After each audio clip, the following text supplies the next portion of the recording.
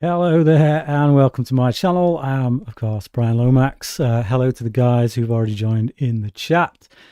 Uh, I've got a bit of an echo coming through. Oh, there you go. Got rid of it. It's been a while since I've done a live stream, so expect some cock-ups, guys. Yeah. Hello. I thought, as it has been a while since I've done a live stream, I just fancied doing one. Sometimes you get that bug, you feel like you need to do it. I also put the feelers out to some friends just to see if they wanted to join me. And my good friend Jack Petrie, who I have done a few collaborations with now, he said yes. So, hello, Jack. How you doing? Hey Brian, how's it going? Yeah, not so bad. Good, mate. But yeah, so I just thought something simple tonight. Didn't want to go, pick any particular topic or anything. So I thought I'd just throw it up for people, just to come and ask us questions, anything they want us to talk about, and we'll stop when we stop, I guess. Right? I mean, we will stop by 10. 2 hours at tops, guys, just because I've got my kid to put to bed. So yeah, you've got us for at least the next 2 hours. Um, as I can see already, we are joined by Sean Sheridan, good buddy Sean Sheridan, Scott V, Ramux Noodles, and Backtrack Cinema, aka Jason. So yeah, let me just kick off proceedings. We've got Sean Sheridan here opening us up with a quick question. Two questions, in fact. Two very different movies. Thoughts on Martin Scorsese's Last Temptation of Christ with Willem Dafoe. I know Sean is not a huge fan of it because it takes liberties with the story. It's one of the Martin Scorsese films I've not seen. So also stayed away from it I will get around to it at some point, but I can't say I'm looking forward to watching it, precisely because of the things that like Sean says. So Sean, obviously, like me, he's a Christian, so I'm probably very likely to side with him in it. I'm probably very likely to agree with whatever take he had on that film. But never say never. there are movies out there where I have had different takes on them, looked at them from a different perspective. But yeah, I know Scorsese is a Catholic. That in and of itself brings a few problems for me. Not that I've got anything against Catholics, but there are certain things within Catholicism that are kind of antithetical, I would say, to what the church originally established. But yeah, like I say, beyond that, I couldn't really say any more about it. Jack, have you seen Last Temptation of Christ? I've never seen it. No, I've seen a lot of Martin Scorsese's filmography, but that is one of the films that I've never got round to. Yeah. I Okay. say I've seen a lot of his stuff. I've seen more of his sort of well-known stuff. I've maybe seen Yeah. 10, 15 of his films, but that's one that I've just, never got around to yet. Yeah. Yeah. There's a handful of stuff of his. I've seen a few of his early ones. I've not seen Boxcar Bertha.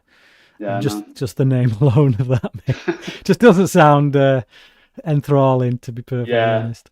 Some of his early stuff's a bit mixed. I think by the time it got to like late 70s, early 80s, he was doing interesting stuff with, King of Comedy, Taxi Driver, all of that kind of stuff. It's got a lot of interesting stuff. Before that, it's a little bit more experimental, I think. But Yeah.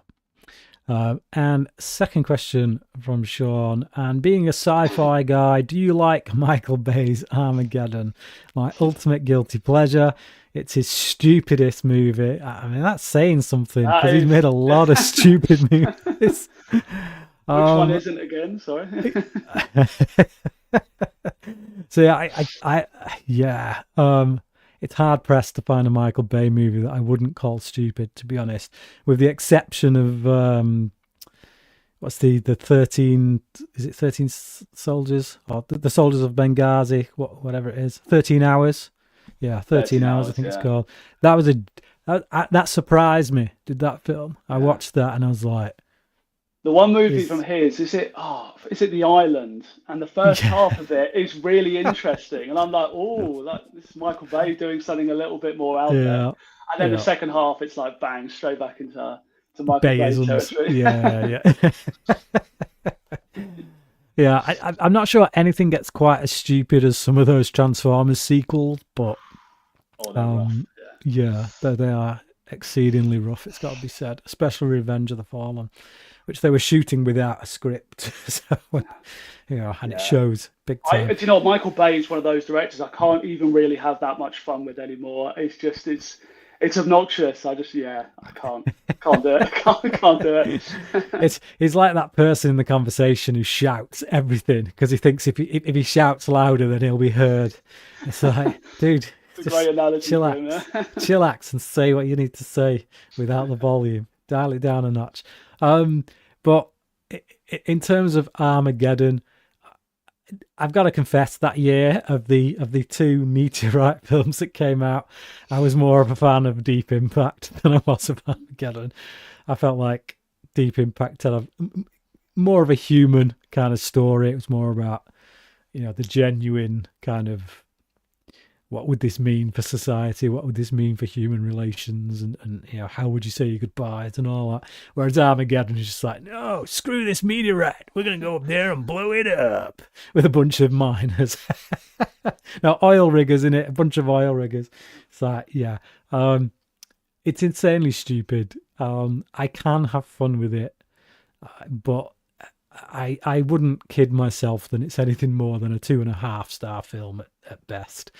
Oh, Of stupid directors, I think like Nolan Emmerich. Is it Nolan Emmerich? Yeah, Roland Emmerich. Sorry, his films for oh, me are more like a lot of them are rough. A few of those though, I can kind of.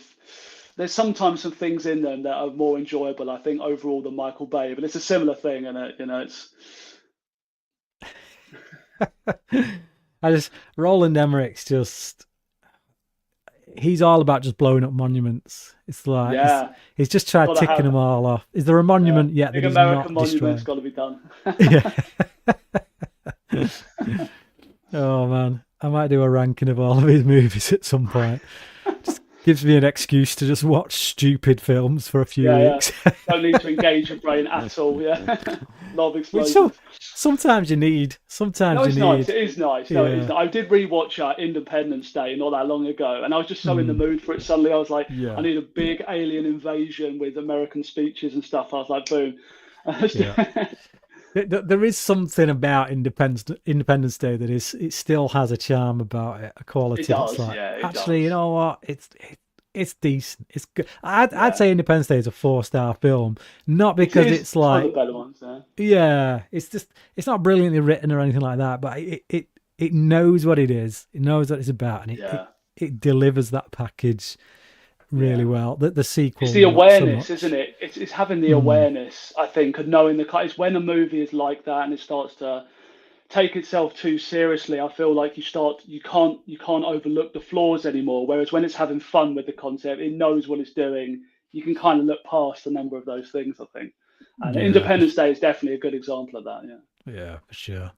Um, I normally like grounded movies with good story, but Armageddon is the one exception I have of shutting my brain off and have fun. Don't think, yeah, I do get that. I totally get that, and I think that's what you have to do if you're sticking Armageddon on, really. But like I say, I can have fun with it. And one last question: thoughts on Anora winning Best Picture? I don't know if you've seen it. I know CP and Cody quite liked it. It's not a bad movie for me, but Best Picture is a joke. Um, yeah, this year was the year that I had it with the Oscars. Like, if you know me and my channel, I tend to rank the Best Picture nominees. I've not done that this year. I've not even gone out of my way to try and see them all. I knew that, and I know you weren't as down on this film as most, Jack. What Oh is yeah, it? I know you're gonna say Emilia The Perez. I know you're gonna Emilia say. Perez, yeah, like Emilia Perez. 13 can't even say Yeah. it. 30 nominations. Yeah. Ben-Hur only got 11. Yeah. Like, let I mean, that don't get sink me in for a wrong. That minute. is insanity. I mean, the thing is, I already heard that the film was ridiculous, completely off the wall, insane, and terrible. Basically, from anybody that I spoke to had said it wasn't. It was nothing, nothing special at all, and they were confused about how it was getting nominated for Oscars. And I think I went into it, and I found it interesting just for how bizarre it was. I mean, in terms of an Oscar movie, it's uh, Yeah. I don't understand how it's even in the conversation for something like that. But it's like a bizarre independent film. That's what it feels like, and there are things about it that are just from like experimental art house filmmaking. I could enjoy aspects about it, but in terms of like comparing it to Best Picture winners of previous years, Yeah. not in the same conversation. But Yeah. Anora was good. I say you say the coroner saying it's Best Picture is a joke. It is different to other Best Picture winners. I didn't expect it to win, but it is a good film. I definitely get why people really like that one. He's a good filmmaker, Sean Baker, and it's a comedy. It's a comedy drama. It's another unusual. It's kind of similar to Parasite. That's the best thing I could really All compare it right. to in Yeah. recent years. But it's still a good film. I can understand why some wouldn't like it, but Yeah. I stayed away from it because, like, for one, as I say, I looked at that Best Picture nominees list and I was like, okay, I know that Anora is going to be the big problem for me. So I will try and watch that first. And if I can get through that, I may go through the others and then do my ranking. I got an hour into Amelia Perez, and I could not any longer.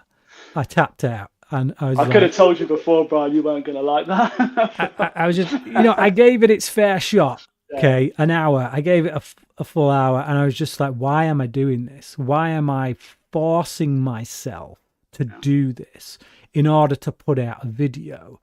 And a few days later, I went to cinema and I saw Conclave, and I knew, that was another Best Picture nominee. And that was a film that I was so into. Like, I was really enjoying it. I think it's got one of the best scores of the year. I don't know if the score for that got nominated. If it didn't, it should have.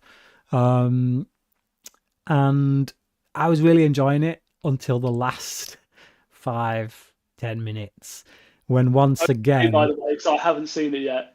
yeah, So I love this film. I'm not gonna give it away. I'm just gonna say, but once again, the agenda that Hollywood seems so fixated on reared its Yeah. head, and I was just like, you know what? I'm done.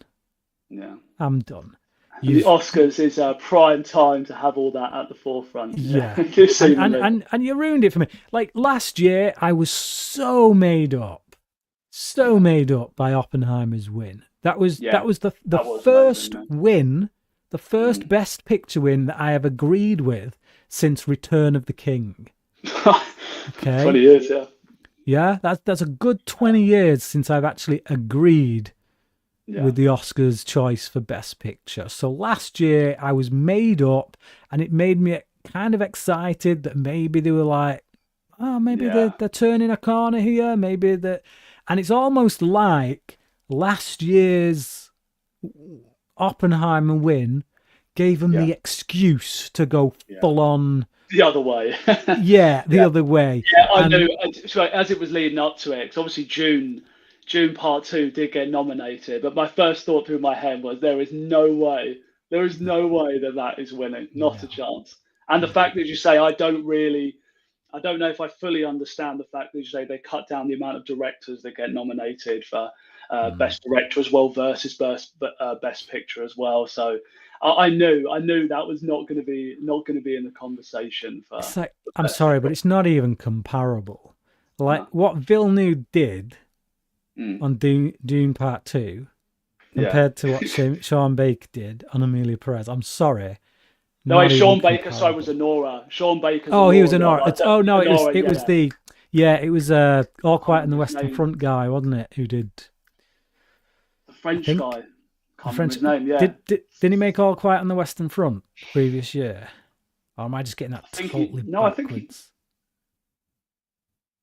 Can't remember. I can't Either remember. way, I know either he's way, French. I can't remember the name of the yeah, guy. Sean Baker's definitely a Nora. yeah, because he did Florida Project as well. Yeah, Yeah, that's right. so, Yeah, that's yeah. right. So either way, you look at how those two films are directed. I'm sorry, but they're not even comparable. No, they're not. No, Not even remote. So the fact that no. the one who made Yeah, the one that should yeah, wasn't even nominated, and the one that yeah, made the one that shouldn't was yeah, not only nominated, but his film then got a further 12 yeah, nominate. I'm like, yeah. I just It does feel can't. like, yeah, it feels like the discussion of best film, like like for film lovers to come and, film critics to Mm, decide on the best movie. It yeah. feels like that whole concept has taken a back seat, definitely. It's Um, all political. It's completely political move, Absolutely. and it Yeah, stinks. And I'm done. yeah, I'm just done with it. And yeah, as someone who's been going through all the Oscar Best Picture winners, that's actually quite depressing to come to terms with and admit yeah, and say, you know what, yeah, am I out? yeah. But It feels like a shame, to be honest, that Anora has been lumped in that conversation because to me, Sean Baker is a director that doesn't compromise. I mean, he definitely made the film he wanted to make, and I have no doubt that he would not have cared if it was not being in the conversation for Oscar wins or anything. To me, this is the sort of film that would never be usually nominated for a Best Picture because a lot of people love Sean Baker's films, but he feels a bit more like a cult filmmaker to me in a way. And I mm, don't like that film has been kind of lumped into that kind of conversation. I've seen some people kind of misrepresenting it because it's more like an independent film, I think, yeah.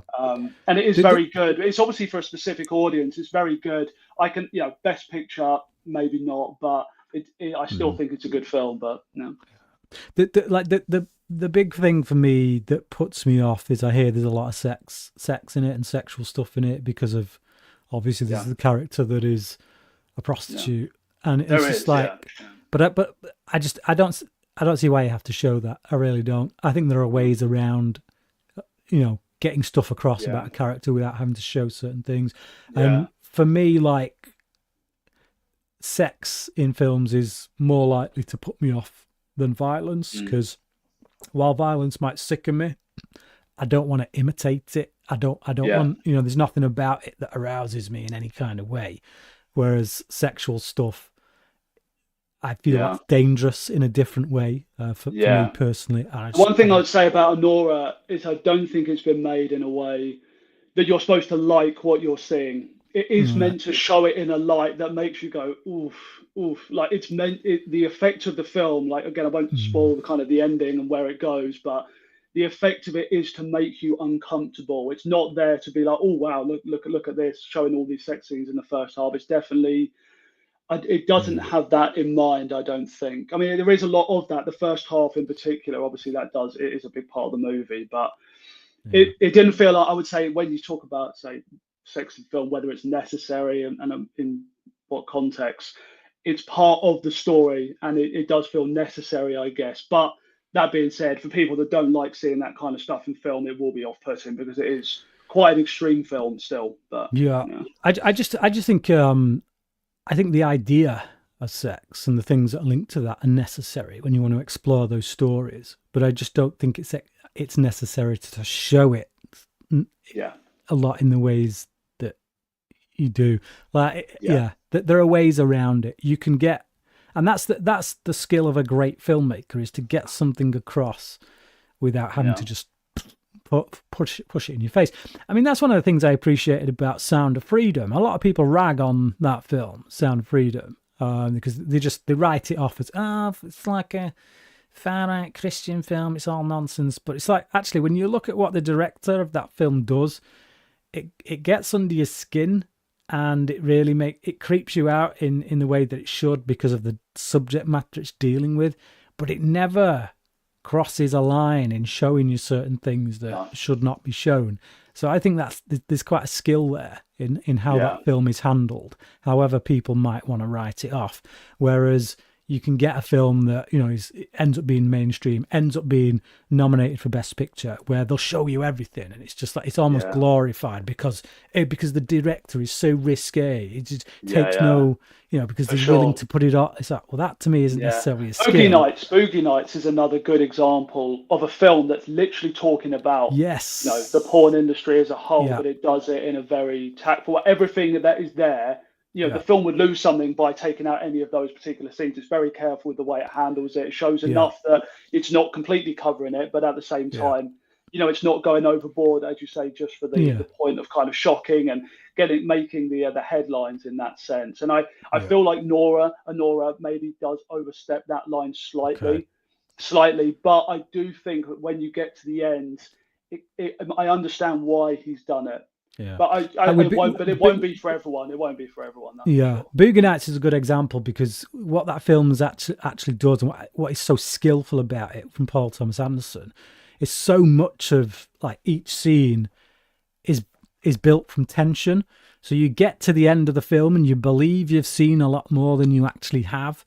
Yeah. Whereas if you go Yeah. back and watch it, you see the way that he's building tension through the music, through the pull-ins with the camera, and like certain scenes play out where you're expecting something bad to happen. There's something, you know, something around the corner, but Yeah. you don't always quite get there. And so, yeah, for me, that's a big difference. But Yeah. No, I definitely get that. Boogie Nights is definitely the best example of I think how they handled the kind of subject matter there. But yeah.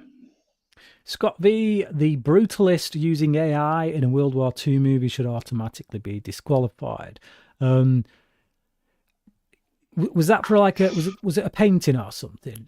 Was there a painting that was in the film and it was created by AI or something? I can't quite remember the story behind that, but yeah, Not sure. Don't know yeah, too much yeah, about the Brutalist. not I haven't sure. actually seen the Brutalist yet. No, Like well, you, I kind of fell off watching. I made it about halfway through them all, and I took a break, and I didn't go back to it. yeah, I will get there eventually, but yeah, Brutalist. I will see that, but it was shown in my local cinema, but I think it's about 4 hours, and I just didn't have yeah. the. I saw that running time and I was just Yeah, like, no, I'm sorry, so I've got to go but after just work now. like The Irishman they put on Netflix, so you could do it over Yeah, 2 nights, and it's just, I'm sorry, absolutely. but I am not. If it was Hitchcock, wasn't it, who said that a film's running time should directly correlate to the amount of time that a bladder can contain urine. so, so, The so like, Brutalist has long broken that rule. if you cannot get through a film before you need a toilet break, then that film is too damn long. In all fairness, I think the Brutalist they actually have put an interval in it. I think it Right. genuinely has, and even like was it no, not last year, the year before, Killers of the Flower Moon, like that was on the edge. It was like what just over three and a Yeah. half hours, Right. and I was like, getting into the cinema, everyone was nervous about that one. Like, am I going to be able to? Man, you got to fast before you go in. It's like Yeah, 24-hour fast before you go in to see it. Blimey. yeah. Sean, thank you for that, mate. Much apprecited. Scott V again. I've done that one already, Anna. There we go. Ramexy noodles. I can't pronounce that. Actually, I'm sure these people come up with these names just so that idiots like us have to read them out on live shows. Are you a bigger fan of Spider-Man 1 now since your last ranking?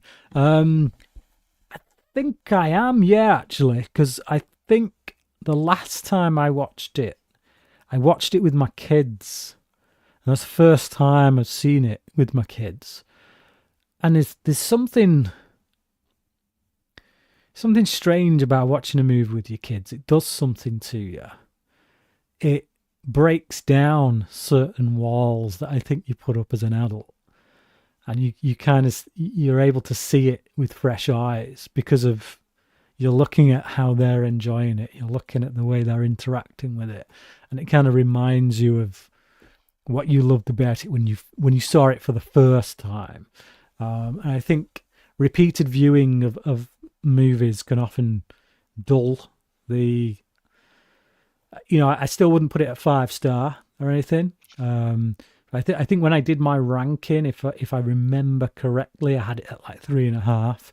It has gone up to a 4. So yeah, it held up better the last time around that I watched it. A couple of years from now, I'll probably watch it when I'm on my own and think this stinks. Nah. You know, I can't separate the nostalgia with something like the original Spider-Man, because for me growing up, like that when I was young, that was first superhero movies I went and saw in the cinema as a 10-year-old, whatever I was, Yeah, were the first Spider-Man for the Sam yeah, Raimi Spider-Man films, and I especially the second one, I absolutely loved that. I lived for that movie. right. So it's difficult. I did watch the original. Spider-Man 1 and 2 to you are what Batman and Batman Returns were to me. Yeah, But yeah, yeah, it's exactly. Yeah, and obviously when you're an adult, if you watch them independently through different eyes, you look at them. Like the original Spider-Man is a good example. I did see that again a few years ago, and I was like, "Ooh, it's okay," but you know, it's just, there's a few things about it that are a bit, yeah. It's not as yes. serious as I remember it being a really serious film, and it's really not. Yeah, that's what I mean. um, There's a lot of things that as a kid hit you much differently than Yeah, like Willem uh, Dafoe as the Green Goblin, like that. I found him quite terrifying when I was young and I saw that, and now I find it a little bit cringeworthy. To be honest, I find it too wow. much. I love Willem Dafoe, but I find it too much. So, but I still there's part of me that just loves, seeing Tobey Maguire and everything. I do still like it, but I can't separate the nostalgia and view it on a. I put my critical lens on for that one. Oh, here we go. So Tony maybe chapping D. I'm not reading all that. I'm sorry. Regular Tony. commenter on my channel though. Big Neil Blomkamp fan. So Nice. yeah, Michael Bay or Neville Dean Taylor. I'm sorry, but I'm gonna have to go with Michael Bay on this one. Are you familiar with Neville Dean and Taylor? I was about to say no idea. Okay, No. so they're the guys who did Crank 1 and 2. They Okay. did Gamer. Then It's kind of Taylor. Jason Statham. Yeah, yeah, I yeah, may have seen it a long time ago if I did see it, yeah. but The first Crank film is still their yeah. best film, but I would still only give that like a 3, maybe 3.5 tops. Um, Gamer was, man, that was tough to get through. It was really tough to get through. Yeah. They wrote a film called Pathology, which again, really tough to get through. And then I think it's Taylor, Brian Taylor, I think went on to direct the most recent Hellboy film, which Oh, the Crooked Man, was it the brand yeah, new the one? crooked Oh yeah. yeah, which I actually thought wasn't half bad, Oh to yeah, be you saw honest. it. I couldn't Yeah, see it. They didn't show it in the cinema. I have a cinema card for one near me, but they weren't. I assume they're only playing it at a few places, but I couldn't get a. I was tempted to go and see it, but I couldn't find any way to go and see the film. But yeah. I would say it is my least favorite Hellboy film. mm, Um, but I given the budget, like if you look at the budgets of the Hellboy films, like it's like a lot. I think first one's it was quite a low budget film anyway. Second one they yeah, got quite an increase, and then the third one, because the second one did really poor. I think the third one didn't even have as high a budget as the first one, and then right. this last one was like what is a Not, story we can do that requires the least amount of money.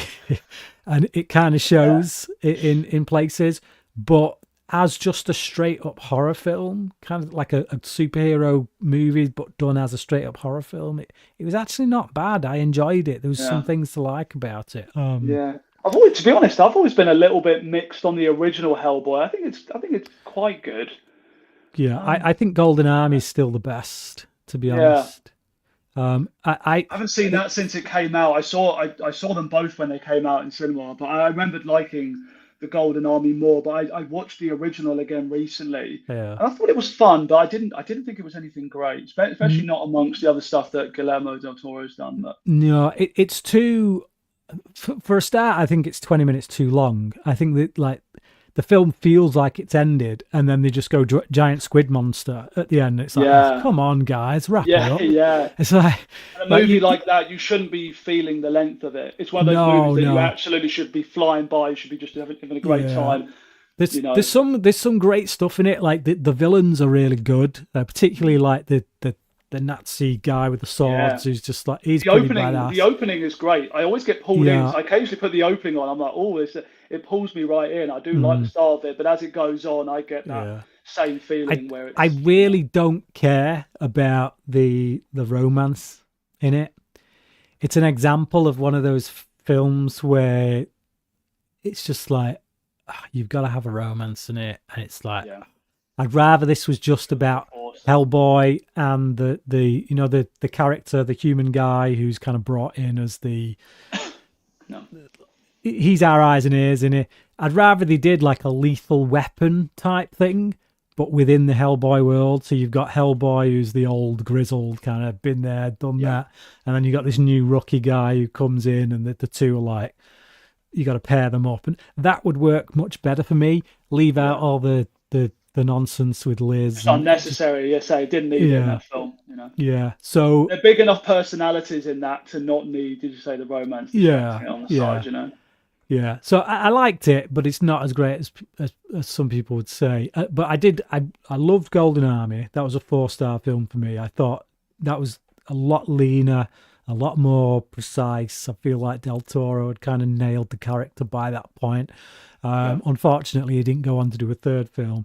And then the one that came after the third one by It's the Neil Neil Marshall film. Marshall, Dog Soldiers Yeah, director.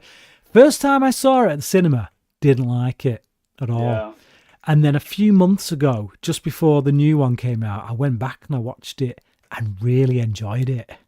You know what? I remember you saying about this, and I am tempted to actually. I didn't watch it because at the time it came out, I saw those initial reviews for it, and people were saying it was terrible.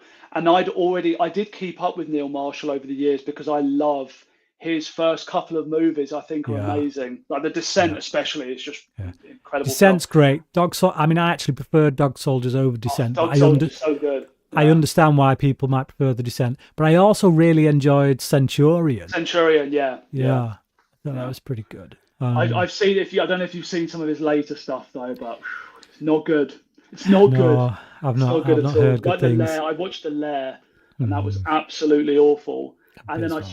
I saw the reviews for Hellboy when it came out, and I was not a big enough Hellboy. I wasn't, chomping at the bit for another Mm, Hellboy film as it was. yeah. I saw the It's just reviews and I just thought no. But as soon as what you said, I may go back and sort of look into it. But yeah. For me, I see the potential in Hellboy. Like I'm not the Hellboy guy, but I see the potential in it, and I'm still waiting. I think for someone to truly tap into that potential, yeah, yeah, because it is a superhero movie, but it's not. It's not your Marvel. It's not even like DC. I mean, I think the closest thing it kind of comes to really on the DC side of things would be something like Swamp Thing, but yeah, even from that, it's kind of removed. It's just the whole fairy yeah. tale aspect of it. I think just opens up There's something so there. many There's doors. something there. Yeah, and I As just you think, say, it would feel refreshing because there's definitely. I mean, I'm not the biggest superhero movie guy, but there is a sense that they feel like they've all come from the same place. Whereas I agree mm, that the Hellboy story, there's something there. yeah, And Guillermo del Toro, obviously a very unique director as well. And yeah, I think just the film isn't quite right. It's one of the things where if he did it again, maybe he could make it even better. It's just there's something yeah, about it that's not quite there, but it's a great idea. And as you say, I yeah. think it would feel refreshing in the current trend of Mm. superhero films for sure. But So that was a big tangent. But basically, in who answer has to your Neville question, Dean? he, he asked Michael Bay or Neville Dean Taylor, and we go on a rant about Guillermo del Sorry, Toro and sorry. Hellboy. But yeah, I just, as I say, I kind of like the first Crank. I'm not rushing back to it anytime soon. But every other film I've seen from them, other than that last Hellboy, which was just Brian Taylor, it wasn't Neville Dean and Taylor, I think, or it might be the other way around. I can't remember. That's the only one really that I've kind of liked, not loved, but kind of liked. Since everything else they've done that I've seen, I've just hated. So at least Michael Bay's got quite a few 3-star guilty pleasures on there, and even a 4-star film in 13 hours. So yeah, Michael Bay on that one. So it's not often you can put two directors side by side. Michael Bay's coming out on top. It's not a good. Yeah. No, not at all. So he never blows the Brandenburg Arch, though. I'm not quite sure what that's in reference to. Is that you're talking about Michael Bay blowing up monuments? Oh, Roland Emmerich. It's the Berlin Wall, isn't it? Yeah. He's on about Roland Emmerich, isn't he? Yeah. All right. Cool. Sean Sheridan's back. I am someone who believes in something after death, but I'm not particularly of one faith. So Last Temptation of Christ, the liberties it takes, doesn't offend me, but I get the issues people have with it. Yeah. All I'll say is try doing that with Muhammad. See what happens. Moving on. That's all I'm going to say. Yeah, every single scene. Yeah, every single scene. Private joke. Amelia Perez, I was warned about it. I thought it can't be that bad. I will say Zoe Saldana was good, but my word, what a pile of crap. I got through it, but it was rough. Yeah, it was super rough. Super rough. And how did Dune not win Best Cinematography? It simply boils down to the fact that the Oscar voters are idiots. That's pretty much all I can chalk it up to, quite frankly. I mean, everybody I know that saw Dune, I mean, loads of my friends that aren't even big movie buffs went and saw Dune and were blown away by the experience. It's for everyone. Like, it's literally, it's an incredible piece of work. Like, and, I know a couple of people who said, I don't like the Dune films, they bore me. And it's like, fair enough, whatever, I don't get that myself. But none of those people would ever say that the visuals are not on point. No one's ever looked at those two Dune films and gone, looks a bit shoddy, doesn't it? Yeah. Someone, funny enough, I went with a couple that I'm friends with, and the girl came after and she said, I didn't have a clue what was going on, but it looked absolutely gorgeous. So, even if you don't know what's going on, it still looks, Yeah, big time. Where have I gone? I've jumped. There we go. C. I'm not sure why it's so hard to just stop supporting these organisations. Stop paying your money and time. What's that in reference to? See, this is what happens when I take too long getting to a comment. We've gone past. I can't link that to what. No, what was that in reference to? I can't remember. You're referring to something to do with the Oscars, but possibly. I don't know.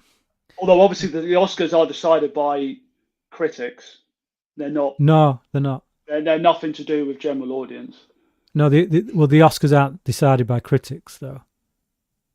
Oh, they're not. I thought there was a board of critics. No, they're decided by the industry. So if by people who work in those movies. So you have to be given.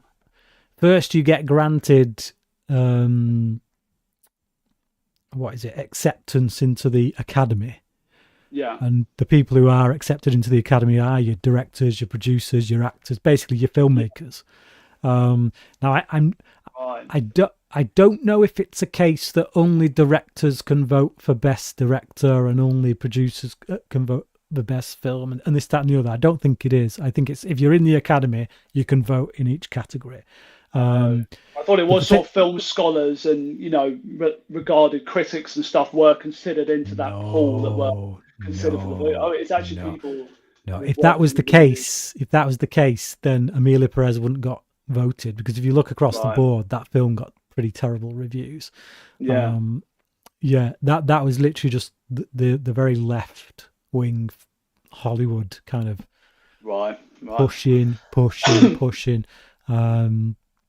But it's quite depressing, quite frankly.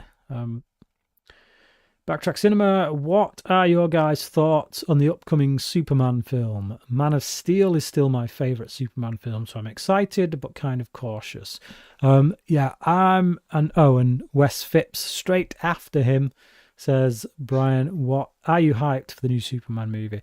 So I am, yeah, because I am a dyed in the wool Superman fan. Like, for me, it's when it comes, we're talking superheroes, it's Batman there. Then it's the little known for, unless you're a comic book geek, Azrael is second. I even wrote a screenplay for a Batman and Azrael movie. If anybody wants to read it, get in touch. And then next down from that is Superman. So, you know, like those Richard Donner Superman movies made a massive impression on me as a kid. Stuck with me for a long time, and it was only like that first Tim Burton Batman film that kind of that reshaped my thinking when it came to comic books and things like that. But yeah, I'm excited for it. Look, I like everything that Gunn has done so far. I do trust him, but I also trust that the film industry at the moment is in a particular place. And again, it's the agenda pushing. Can we just have a superhero movie that is just going to be about the superheroics without the need to shoehorn an agenda in there? If we can do that without preaching at us, then, you know, I've liked what I've seen so far. I like the trailer. It's clearly going for more of a Richard Donner-esque feel, but in James Gunn's own way. James Gunn is, you know, very much versed in comic books, you know, as was Zack Snyder. So you know, he certainly knows the material. But I think whereas Zack Snyder is someone who's most likely to go for your iconic kind of godlike, you know, well-known primary characters of DC Comics, I think Gunn is more likely to hit all your, you know, your takes that like are specific to comic book fans, that where it's like, but he's going to take them and he's going to make them relatable to audiences that aren't familiar, the same way that he did with Guardians. So I'm cautiously optimistic. Do I think it's going to be better than Man of Steel? Personally, no. I know that a lot of people don't like I think Man of Steel, you either love it or you hate it. I love it. I think it's one of the best comic book movies ever made. I think it's one of the most underrated movies, not just comic book movies, but movies ever made. Yeah, I love Man of Steel. I think it's great. So I do think that fans need to come down off that Zack Snyder horse now. Like, I'm a big Zack Snyder fan, although I didn't like his last film. I thought that was dirge. But when he's on form, you know, like Watchmen, 300, the DC trilogy that he did, then he's really on form. He's really giving me what I want. I think he works much better off other people's scripts than he does his own.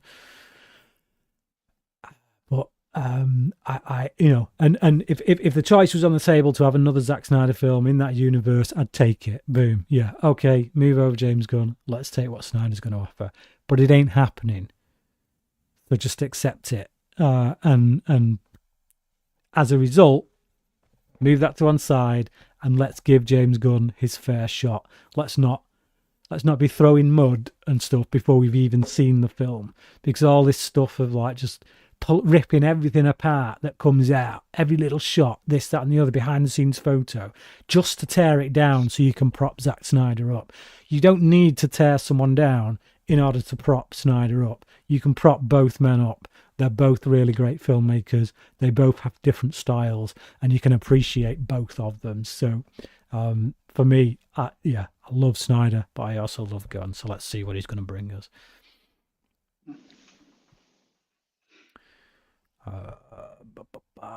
Sound of Freedom was really good. It was indeed. It's a shame that all the hype and all the biting voices kind of got in the way of it success, to be honest, to a degree. It's critical success, that is, not this box office success, because it actually did pretty well. Beat Indiana Jones in its opening weekend. Nice. And The funny I'm still thing kind about of shocked at how badly that Indiana Jones film suffered at the box office. My goodness. it didn't do well. The beauty of that is that Disney technically owned Sound of Freedom, but Oh, really? yeah, because they bought it along with Fox, because it was a 20th Century Fox Oh, production. okay, yeah. So they Yeah. bought it when they bought Fox. They had the rights, but they dropped it, and so the makers kind of took it. Were allowed to take it elsewhere, and then obviously Angel Studios picked it up, marketed it Anyway. brilliantly, and then it beat Disney's big release that week. So that was like, Yeah. there To couldn't me, be a spending sweeter poetic 250 justice. million on a tired Indiana Jones sequel, to me, I mean, I'm no businessman, but that made no sense to me. I was just like, I don't know about that. Oh man, yeah, No. no, it does not make sense. Does not make sense. Backtrack Cinema. My son loves the Venom movies, and I've heard they are trash. My son connects with them. I like the first one. It's a guilty pleasure. I can enjoy it. The second one, it wasn't good. It was not good. And I've not seen the third one yet. I'm waiting for it to come to the TV because I weren't paying money for that. Sorry. Did you see the third Venom film? I did not. Oh, I no. did not. I saw the first one. To be honest, I didn't even. Was it Let There Be Carnage? Was the second one? I didn't even see Yeah. the second one. I didn't think the first one was that good. To be honest. No, it's not. It's just Tom Hardy is so good, and I feel like he's a bit above it. I want to say. yeah. I just see him doing his performance in that didn't really work for me. I wasn't. I don't He's know. slumming it. He's just having fun in it. It's a big paycheck. It's a big Yeah. paycheck. You get to be seen by a slightly younger audience who are now going to be introduced to you. So you widen that audience, and it's just maybe a fun time on set where you don't have to think too much. Absolutely. But so I can't blame the guy for doing it. Yeah. But- Just sometimes when an actor kind of comes from something small and you start seeing him in really serious roles, and you just love him as an actor, and to see him, as you say, slumming it in something like Venom, and I'm not already not that diehard a superhero fan that I needed to see a Venom spin-off or anything like that. So not for me. I wasn't going to be rushing out for the latest one. No. Yeah. Backtrack Cinema. I saw Batman '89 opening night, and it felt like an event rather than a movie. Yeah, I was too young, man. I was 9 when it came out. There was no way I was getting into cinema to see it. But What was it rated? What was it even rated in? Was it a 15 in England? It would have been I think Was it it 15 even a was. thing in the 80s? Yeah, it was. So the first 12, I believe, was Licensed to Kill. Oh, was it? Oh, interesting. Yeah, that was the first 12. That was 89. That was 89, was it? Mm, Yes, yeah, I same think it year, was, I think. Yeah.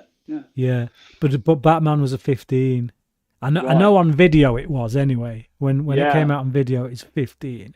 This was standard though, wasn't it? A lot of films came out as 12 in cinema, and then they released it on DVD with all the extra footage that the BBCF had put back in, Yeah, and they restored back up to a 15 rating or what have you.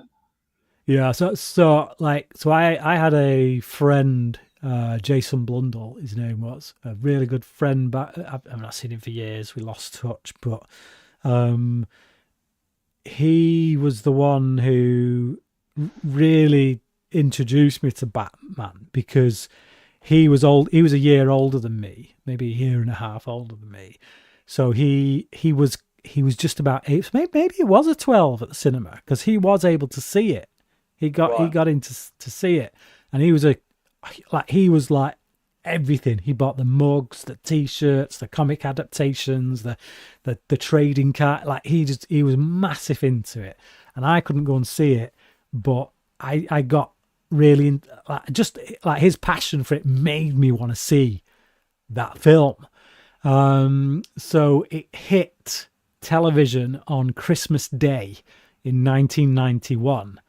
And I was like, I'm recording this. I'm recording this because I need to see it. It's like I've been waiting 2 years to see this thing. And I stayed up. It came on at 9 o'clock, Christmas Day, 1991. I sat and watched it. I was recording it at the same time on video, and that was it. My life forever changed from the moment I saw that film. Cemented in that moment. Yeah. So Yeah. like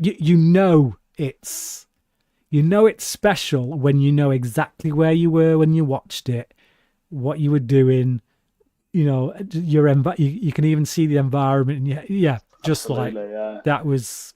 I feel So that like was a for big those moment. of us, like us guys, people who become absolutely obsessed with movies, I'm convinced of that there's like these experiences you have when you're young, where it's just a particular night where you've gone out to see a movie that absolutely blows you away, or you see, as you say, the discussion around it, or there's something that just sits with you and you just become obsessed. Like I remember even at a young age being obsessed with movies, and so there's a few movies you can pinpoint back to that kind of take you back. And for Yeah. some people, it's just not that interested. I'm guessing they never have that. But for me as well, I had that with a number of movies where I remember, even like as a 10-year-old, seeing something that would just stay with me forever. Yeah. Yeah. Absolutely. I feel like that kind of experience is lost now because of the death of the video store. Um, Yeah, you click absolutely. on Yeah, something on a channel, 10 minutes in, if you're not enjoying it, you just go and find something else. yeah, Whereas back in the yeah. day, you used to have to go out to the Do video it. Yeah, store, spend time selecting what you want, get back, find out that it's a mistake, but yeah, watch it anyway because you've paid your yeah. money. It's all you've got. If you Sure, don't this is feel kind those. of a reason why I've come back to physical media recently, because Mm, I've actually was on the streaming stuff for years, and I love now spending a day at the weekend going out, picking a couple of movies that I really like the look of, and then I'm really mm, excited to build up to watching them, something that I've specially yeah. picked out. And something about the whole experience feels more special to me now. Whereas I was in a stage where I'm just flicking through Amazon Prime, just in a trance, just watching whatever's on, anything. If it's boring, turn it over, watch something else. And Yeah. as you say, I prefer the time where we didn't actually have the option to do that. It was Yeah. better when you actually were forced to go out and pay a bit more attention to what you're buying. And I kind of am actively trying to do that more now because it just makes the whole experience more memorable and keeps my love of film up, really.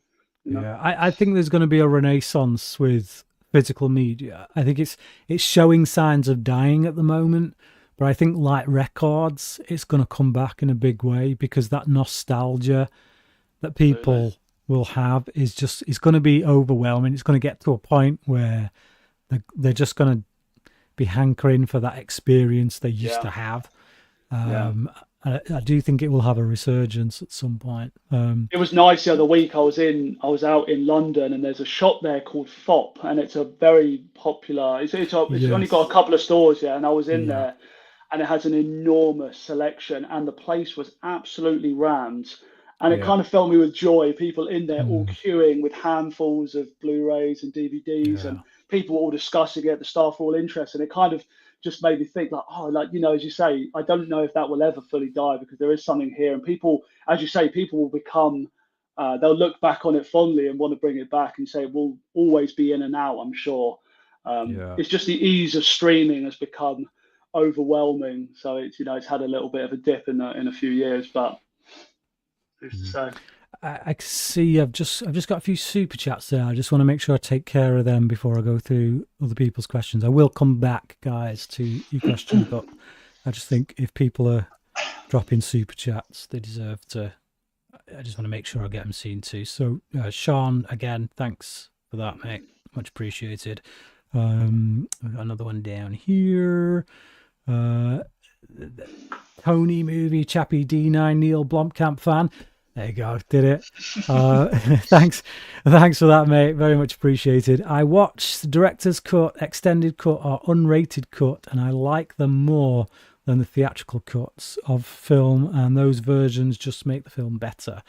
And I wonder why this wasn't the theatrical cut. Can you just tell me what that's in reference to, mate? I'm not entirely sure which film you're talking about there on that one. I feel like he's Just like, talking just in general. Does he mean just in general he prefers the extended, more detailed cuts? Right. Okay. Yeah. Is that a So no, general? yeah. Is that a general thing, mate, or are you talking about a specific film on there? If you just let us know in the chat, just so we can, so I know what you're going on about. And yeah, I mean, if it's a general thing, I will. I have to say it depends on the film.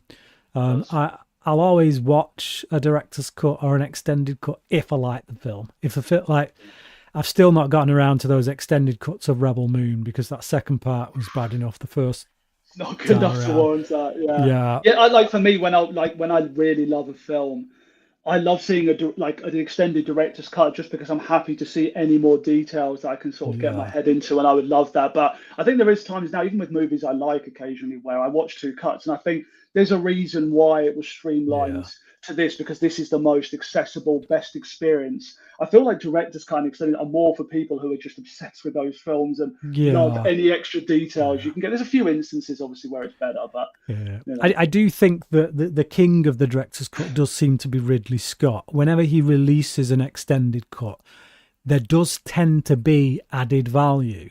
yeah. Napoleon notwithstanding, I think I just did that the I was surprised you did the extended for that one on Ridley Scott. I oh, just stuck to the theatrical was more than enough for me. that was my least favorite Ridley Scott film, and I watched the bloody extended version. Like What four the hours, heck? no? Like 4 hours. Oh man, yeah, and I was ill as well. I was really ill watching it. Oh It yeah, was that was a bad experience.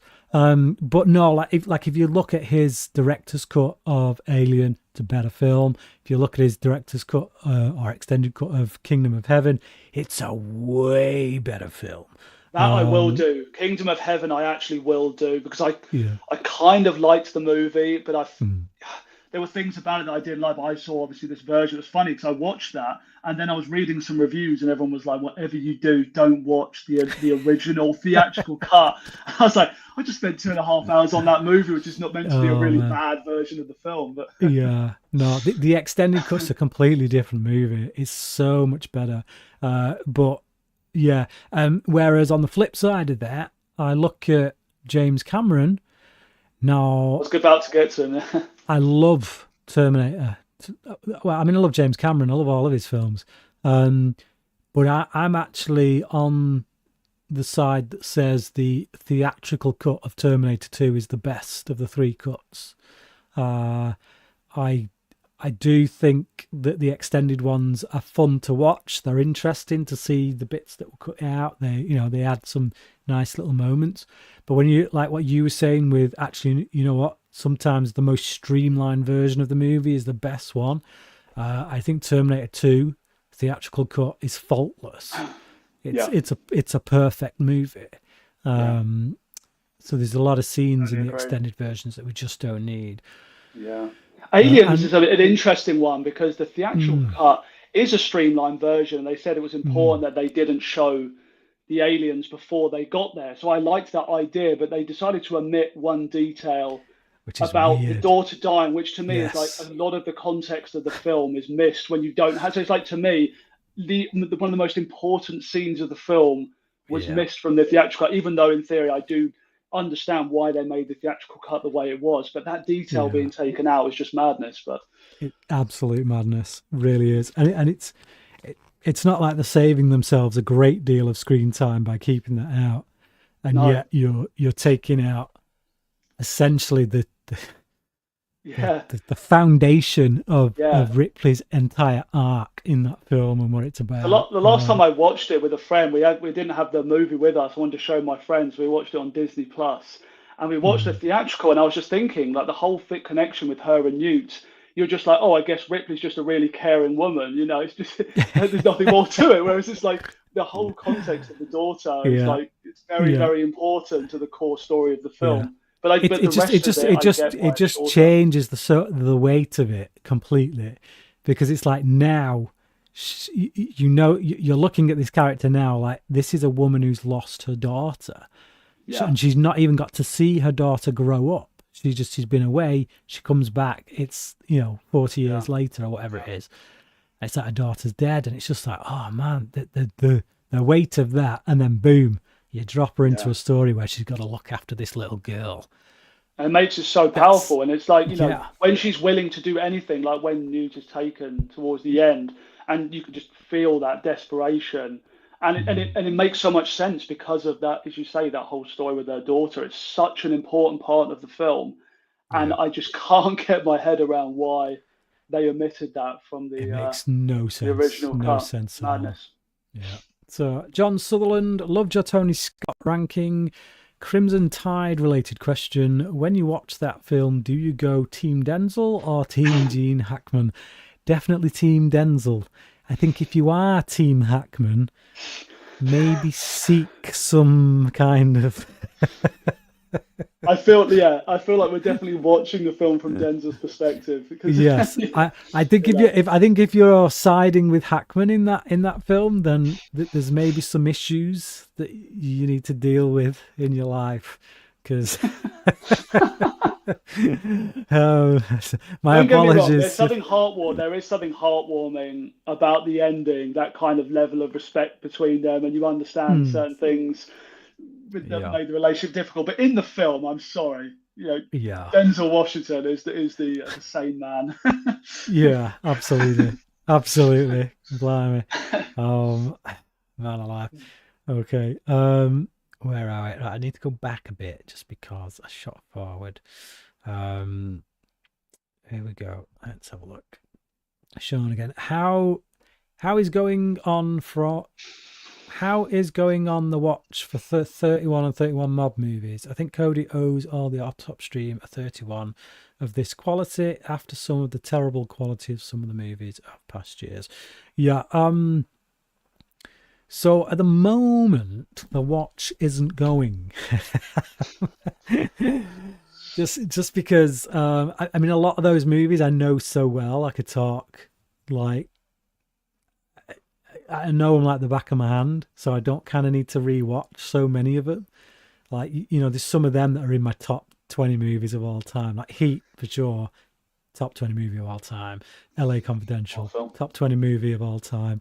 There's another one in there that's on the cusp there, I'm sure, but yeah, it's like yeah, there's a few on there I've got to rewatch. I'm not in a rush to get to it just yet because we do have 2 months. So I'll probably get to about 2 weeks beforehand and go, oh no! But I've seen Goodfellas is included on this list because I know you've been talking about rewatching that film, Brian, for yes, about years. yeah, years. 10 years, yeah, I'm so interested to hear when you say get around to rewatching that. yeah, yeah. I need to. Goodfellas is one of the ones I need to rewatch. Yeah. So I'm going to do that beforehand. May even review it before I put 31, Sure. 31 out. For me, I sometimes sit up thinking maybe it's my favorite film. I Mm, Every time I watch it, I just in my head I just think this might be the best film ever made. It's quite an experience. I love it. yeah. But I see. I know it's good. You know, I just, yeah. I still don't think it's going to crack my top 20 or anything, but you know, I know it's good. I know it is. Uh, at the moment, I'm kind of working my way through all of Clint Eastwood's movies, so I'm thinking I'm probably going to do a Clint Eastwood ranking, and then once the Clint Eastwood ranking is out of the way, that's when I'm going to dive into the 31 on 31 stuff. So, yeah, there we go. Noodles. I'm just going to call you Noodles. Sorry. Favorite year making of Brian work movies. with these names. Favorite year of movies of the 2020s. Personally, mine is 2023. Despite the flops, there are a ton of movies that came out that year that I loved, like Oppenheimer, Godzilla minus one, Guardians of the Galaxy 3. Uh, Let me see. What about you, Jack? You so I is that, might agree with 2023. I yeah, so don't know.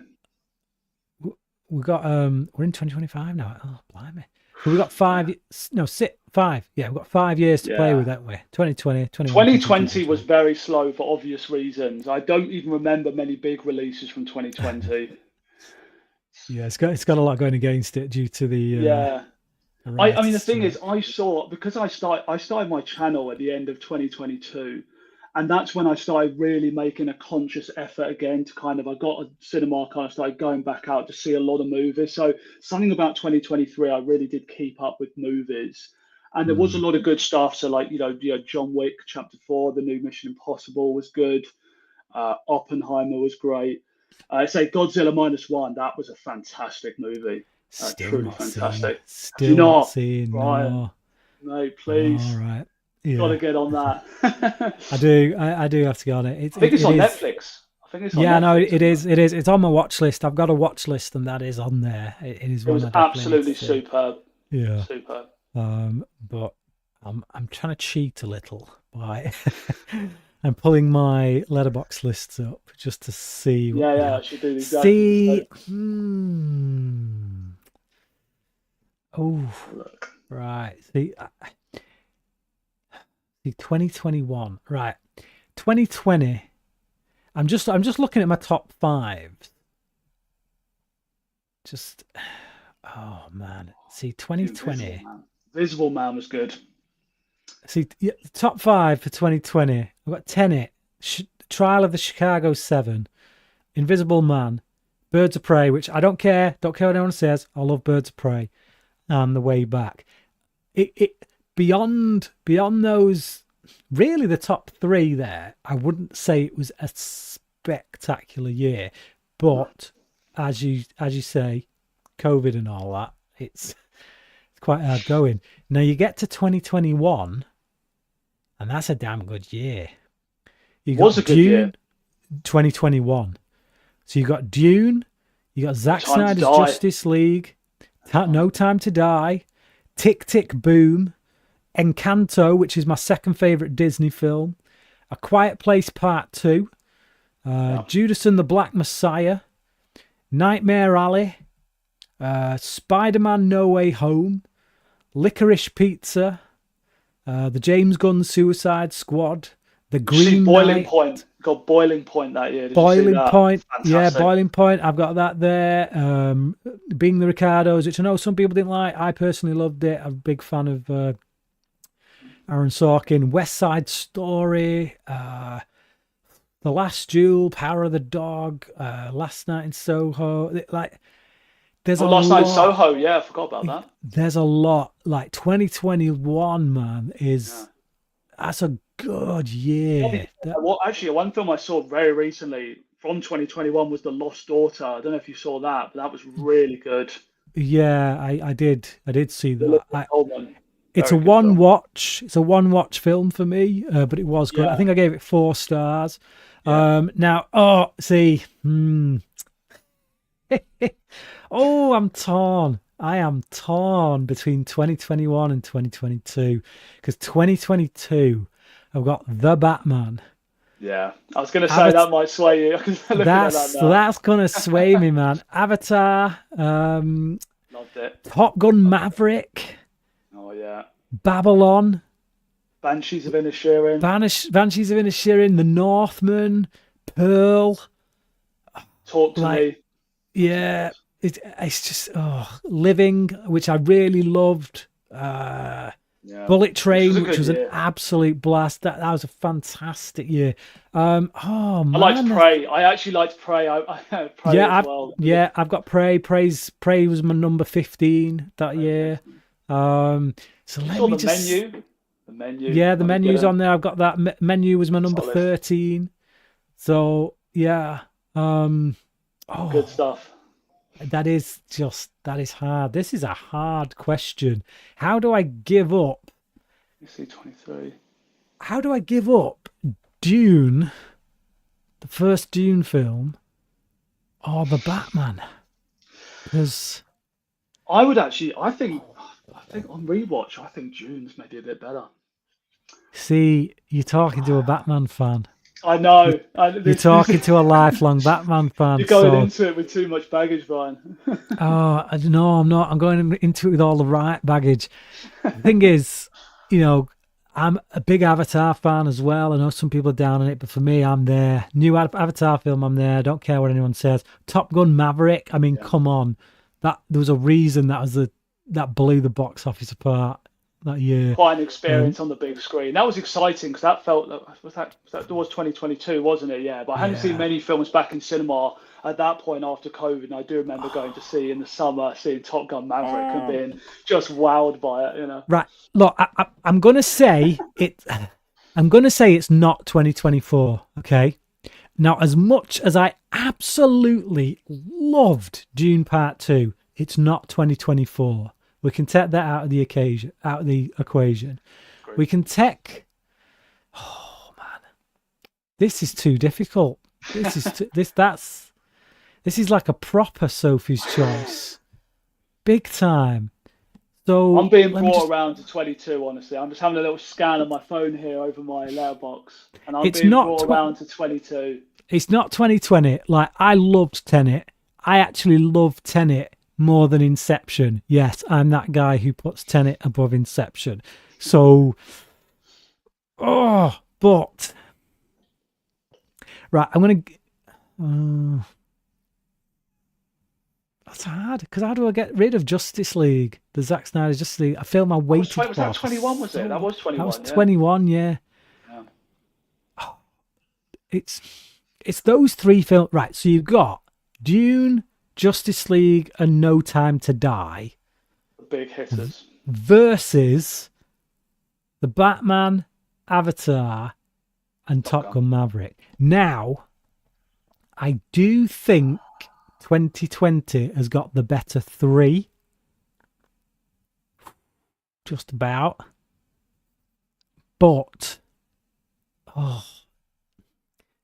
see, 22. Oh man, that's the thing is for me in 22, because I'm quite a big horror fan. I will generally see a lot of horror releases, and 22 for horror is good. It was just like year. 2023 as well had literally the best lineup in years. Yeah. For Best Picture nominees. It did. Like five. All of them. Maybe all of them. Five of the. In fact, five of the Best Picture nominees are in my top 6 movies of that year. Yeah. Okay. In fact, Killers of the Flower Moon as well. So 6 of the Best Picture nominees are in my top 7 of the year. I've just thought of another film that you may have seen that year, which was also amazing, which didn't get nominated for Best Picture, but should have, and that was Society of the Snow. Yeah, no, I've seen it. That was my number. That was my number 3 of 2023. Was it? I thought that was a staggeringly good film. No, it was. I reviewed it when it came out. I just thought it really affected me. Such a powerful movie. I had to do it over 2 nights because it was a lot, but it's quite incredible. I did it in one, but like my top 3 for that year are Oppenheimer, Mission Impossible, and Society of the Snow. But like I loved Past Lives as well, and I loved The Holdovers and Anatomy of a Fall. Great film. You know what? I'm just going to have to abandon this question. I'm sorry. It's too hard. This is the thing with ranking this kind of stuff. It's too hard. Yeah, you've stumped me with it. I think ultimately, as hard as that question is, I probably am going to have to go with the year that gave me the Batman. 22. But can't go wrong. It's interesting, isn't it? Because a lot of people, when they say modern films, going down here, the thing is, in hindsight, when you end up looking back after seeing a lot of films, you have a couple of years out, and as you say, you look back at 22 now, and you think, damn, that had a lot of good movies. Yeah. And I think that's the case for a lot of years. At the time, people think, it's not the same as last year. The quality's gone down, but it's the accumulation over the year of good movies, and it takes when you look back and rewatch some of them, you think was actually a good year. And I think that is the case for all of it. Maybe not 2020 for obvious reasons, but after that, there's a good case to be made for all of these years being pretty good for the top 10 of film. I say, I think 2024, as far as the Oscar choices went, that's the most on the money the Academy has been in like forever. Yeah. And then they just completely dropped their asses this year. Absolutely. So yeah. Okay. we'll move on from that because that was way too difficult. I know you don't like football, but ever see The Damned United? I've reviewed it, mate. If you find it on my channel somewhere, I reviewed it. Michael Sheen and Timothy Spall about Brian Clough. Take the football stuff out of it. It's quite a good drama about obsession. Yep. Seen it, loved it, reviewed it. It was actually a patron request. So, yeah, look that up, mate. I've got a review on my channel. Right, do you know what? I'm like you. I don't care about football at all, but for some reason, there's a lot of good football movies out there. There actually is, like, the drama around it. It's just weirdly, especially here in England, where football is such a big thing, and like there's so many amazing dramas that have been made around it. I mean, just sports in general. I mean, like Moneyball is one of my all-time favorite movies. I've got zero interest in baseball, zero interest, but that movie makes me want to be interested in baseball. That's how good that film is. So I was saying that to you about Rush, you know, the Ron Howard film about Formula One. It doesn't matter if you care about Formula One at all. The movie is absolutely gripping to watch. It really is. But Michael Sheen's best performance for me, as someone who knows Brian Clough's story. It was a great performance. I actually filmed. Well, I was part of the filming of a thing to do with Brian Clough. It was a one-man. Oh no, it wasn't. Was it? Was it? No, I'm talking rubbish. It was Shankly. I always get Clough and Shankly mixed up for some reason. I was part of something about Shankly, which obviously that cool story, Brian. I'll move on. Oh, hang on, I missed one. Adam Cade.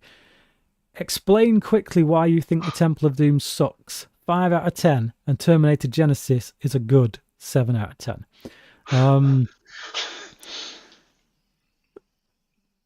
There's no explanation needed. I just Right, this is a good example of how your reviews haunt you years later. How you said about no, it's because like Temple of like Genisys is still in keeping with the Terminator movies. It's got all the elements that make a Terminator movie: the time travel, the simple fact of the matter that you've got a deadly machine trying to kill someone to change the course of history. You know, it doesn't do it on the level of, you know, the great Terminator films, but it is very clearly a Terminator film. And for me, I just feel like Temple of Doom veers away quite a lot from what Raiders of the Lost Ark is and from what it went back to with The Last Crusade. Like when you've got Indy fighting the Nazis, trying to stop the Nazis getting hold of artifacts that will help them win the war, that to me is Indiana Jones. But when you go on this crazy quest in which some guy's ripping out people's hearts and people are still looking at the hearts as they're beating when he's taken, we're into wacky land by that point. We're into just like, and as well, you know, Raiders of the Lost Ark and Last Crusade both have biblical, very heavy biblical themes about them that lend them weight. You know, when you're looking at after the Ark of the Covenant, or you're looking for the cup that Christ used, and that, you know, how the faith aspects of those feed in to what's going on in Indiana Jones's life at that point.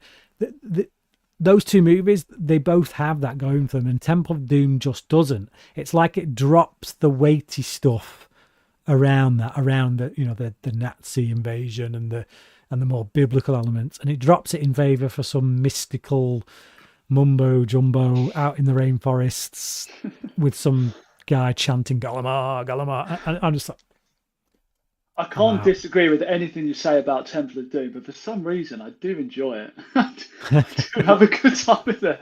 When everyone tells me why it's a terrible film, I'm like, yeah, I agree with all of that. As a kid, I loved it because you don't see that stuff. As a kid, you don't see any of that stuff.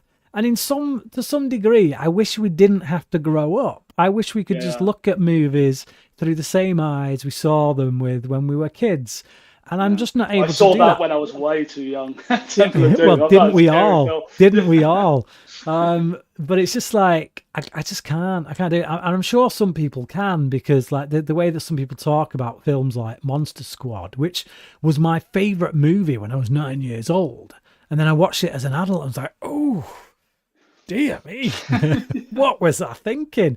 But there's still people who have that same love for it even now as an Yeah, adult, and it's like that nostalgia factor for them is so strong and overpowering that they don't care about those no, flaws that as an adult, to me, just they hinder my enjoyment.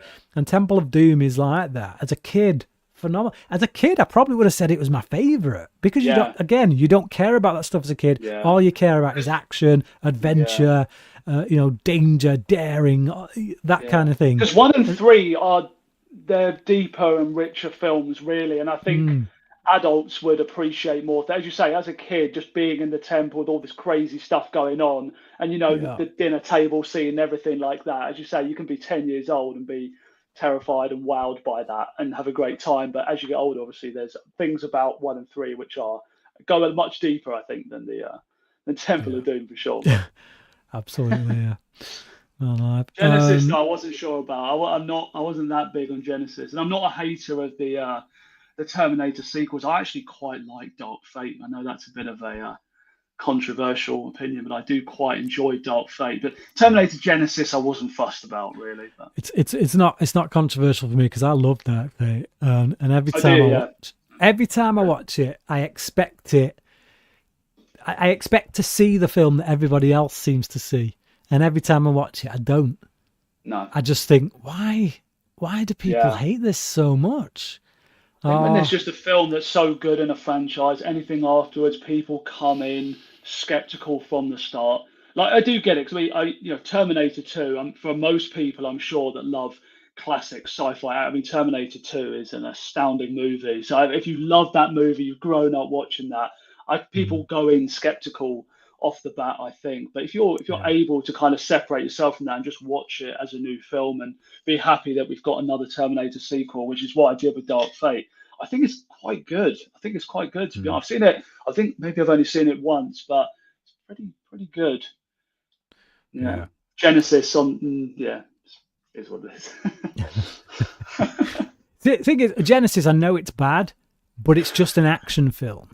Yeah, And it's yeah, and in the same way that I can come to like a Jason Statham film and know that if I get stuff blowing up, if I get a few good scrappy fight scenes, I'm happy. yeah, And to me, that's the way I go into a film like yeah, Genesis. yeah, I like any Terminator movie after T2, you have to separate from those first two films, yeah. You have because to watch it nothing. as like fan fiction, I Yeah, guess, in a really. way, it's like who's doing Yeah, the best fan fiction, and it's like, you know what, Genesis, not a great film, but I have fun with it. If I don't come yeah, into it expecting T1 and T2 and just say, is this going to entertain me for a couple of hours, and it does the yeah, job, yeah, yeah, 3.5 for me. But yeah. right, I'm just going to try and whiz through some, because we're We're getting behind. seriously behind. So, do you think it's bad standard for TV shows not to have new seasons for 2 to 3 years? Yes, I do. I think you should. If you're doing a TV show, it should be out each year. If you have to shorten the run, fine, but it should be out each year. Um, I'm super excited, but hope that Warner Brothers doesn't freak out or overreact to its theatrical performance. Is that in relation to Superman? Maybe, probably. I don't know. Who'd be a good Mr. Freeze if they took him more seriously? And which character would you like to see done who hasn't already been done? Well, if we're talking Batman, I would like to see Tallyman or the Reaper. That's the original Tallyman from the 90s with the blue mask and the really tall top hat. He's a hitman who has a very kind of similar backstory to Batman, but a bit more. He was more. Yeah, he went more the villainous route. But yeah, Tallyman or the Reaper. I would, as I say, I've written a Batman script myself. So I would like to see Azrael come in, and in that I used the villains King Snake, Lynx, and a villain called Liha, otherwise known as the Demon Beast, who's like a sort of an Azrael / Batman villain. So I'd use those. You know, if anybody wants to adapt my script, you're quite welcome to.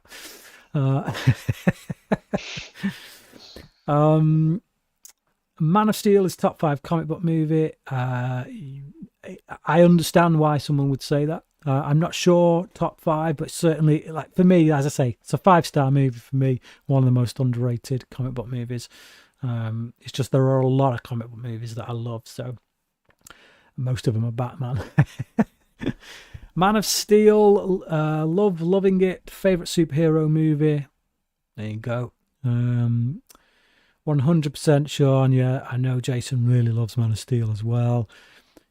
Daniel Skinner, ever since I permanently lost respect for Zachary Snyder, I've fallen out of love for his DCEU films, and I now consider Man of Steel a 6 out of 10 nowadays. That is unfortunate, Daniel. That is very unfortunate. Very, very unfortunate. Favorite Denzel Washington movie? I don't know if I want to say right now, just because I would like to do a ranking at some point. So many good ones. Denzel Washington. So many good ones, yeah. Great ones. Sod it. I'll just say it because I've got a few to watch yet. So my opinions might change between now and then. The Hurricane. My favourite is The Hurricane. Great film. As much as Disney gets wrong, Prey and Romulus was good, and I loved Kingdom of the Apes. Yeah, absolutely agree on all 3 fronts. Good films. Brian, do you like the movie Green Street Hooligans? No. I was a projectionist when it came out. Was I a projectionist at that point, or was I just working on the floor? I might have been an usher at that point. Anyway, I was working in a cinema when it came out. I saw it in bits and bobs going into the back of the screen, and it's not my thing. Not my thing. Sean, I still prefer The Dark Knight, but I prefer Jack Nicholson as the Joker over Ledger as the years have gone by. Bold take. Very bold take. Very bold take. Still love you, Sean. Michael, hey, Daniel Skinner, what are you up to right now? Oh, they're having a personal conversation. Sean, I'm in the minority. I prefer Harvey Dent and his fall from grace in The Dark Knight, then Joker. I do love Ledger, don't get me wrong. Baltic. You're on dodgy ground here, guys. Oh, big time. Daniel Skinner, college. Guys, stop having your little personal chat. Come on. Here's the precision. So yes, Brian in general. So that was in reference to his question. He meant in general with the extended cuts, not one in particular. Thanks for the clarification. Oh, goodness sake. Guys, take it elsewhere. Yeah, blah, blah, blah. Daredevil Director's Cut is very good. Yes, it's better than theatrical. I'll say that much. Is that Ben Affleck? I've never seen Daredevil. Weirdly, I own the DVD. I don't know if it's the director's cut or not, but I do have it. Director's cut is way better. Like, really? Theatrical. I'll say that again. Theatrical cut is maybe just about scraping a 3-star film. You know, it's entertaining enough, I'd say, to be a 3-star film. Director's cut, I 4 stars, dare I say. Like, it's a tentative 4 stars. It's probably more like a 3.8 if we're being very specific. I'd say it was a 3.8. Okay, so theatrical is a 3, just about. Director's cut 3.8. But yeah, it's definitely an improvement. Evening, chaps. Evening, Jordan. Nice to see you. Daniel Wells, still on their personal conversation. People like Rosie O'Donnell and Ellen DeGenerate. Yes, I like to call it Ellen DeGenerate because it speaks for itself, really, doesn't it? Yo, pizza rolls. Let's see. Here we go. What's this? We need the Disney nerd to get his Canadian ass here, so the holy trinity of Sean Chandler Patreon peeps will be complete. Okay. Well, if you just, all become patrons of my channel, then you could be the holy trinity of patrons for Brian's channel, couldn't you? Hint, hint, nudge, nudge, wink, wink. Hello, Sean. I know already is. So, and actually, I think Daniel is. Daniel might be. Could be. So just rope him in, guys. Rope him in. So true. What's this? Let's have a look. Where are we? Please don't play inside baseball in a chat like. Yeah. My sentiments exactly. Please don't play inside baseball in a chat like this. Then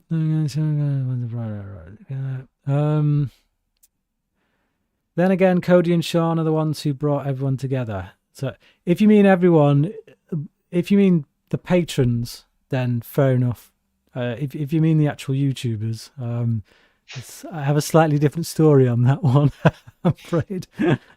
A few of us were hanging around long before some of the others got together. But moving on, anyway. I'm excited for the 31 on 31. That's my favourite list of 31 movies we've seen yet. I've liked every movie that's on us. Yeah, my favourite is still the director's one that we did with Nolan, Fincher and Tarantino. I think you're going to be hard-pressed to beat that one. But I would say that this gangster movie's one that's coming out is probably a close second. Hey, how are you guys doing?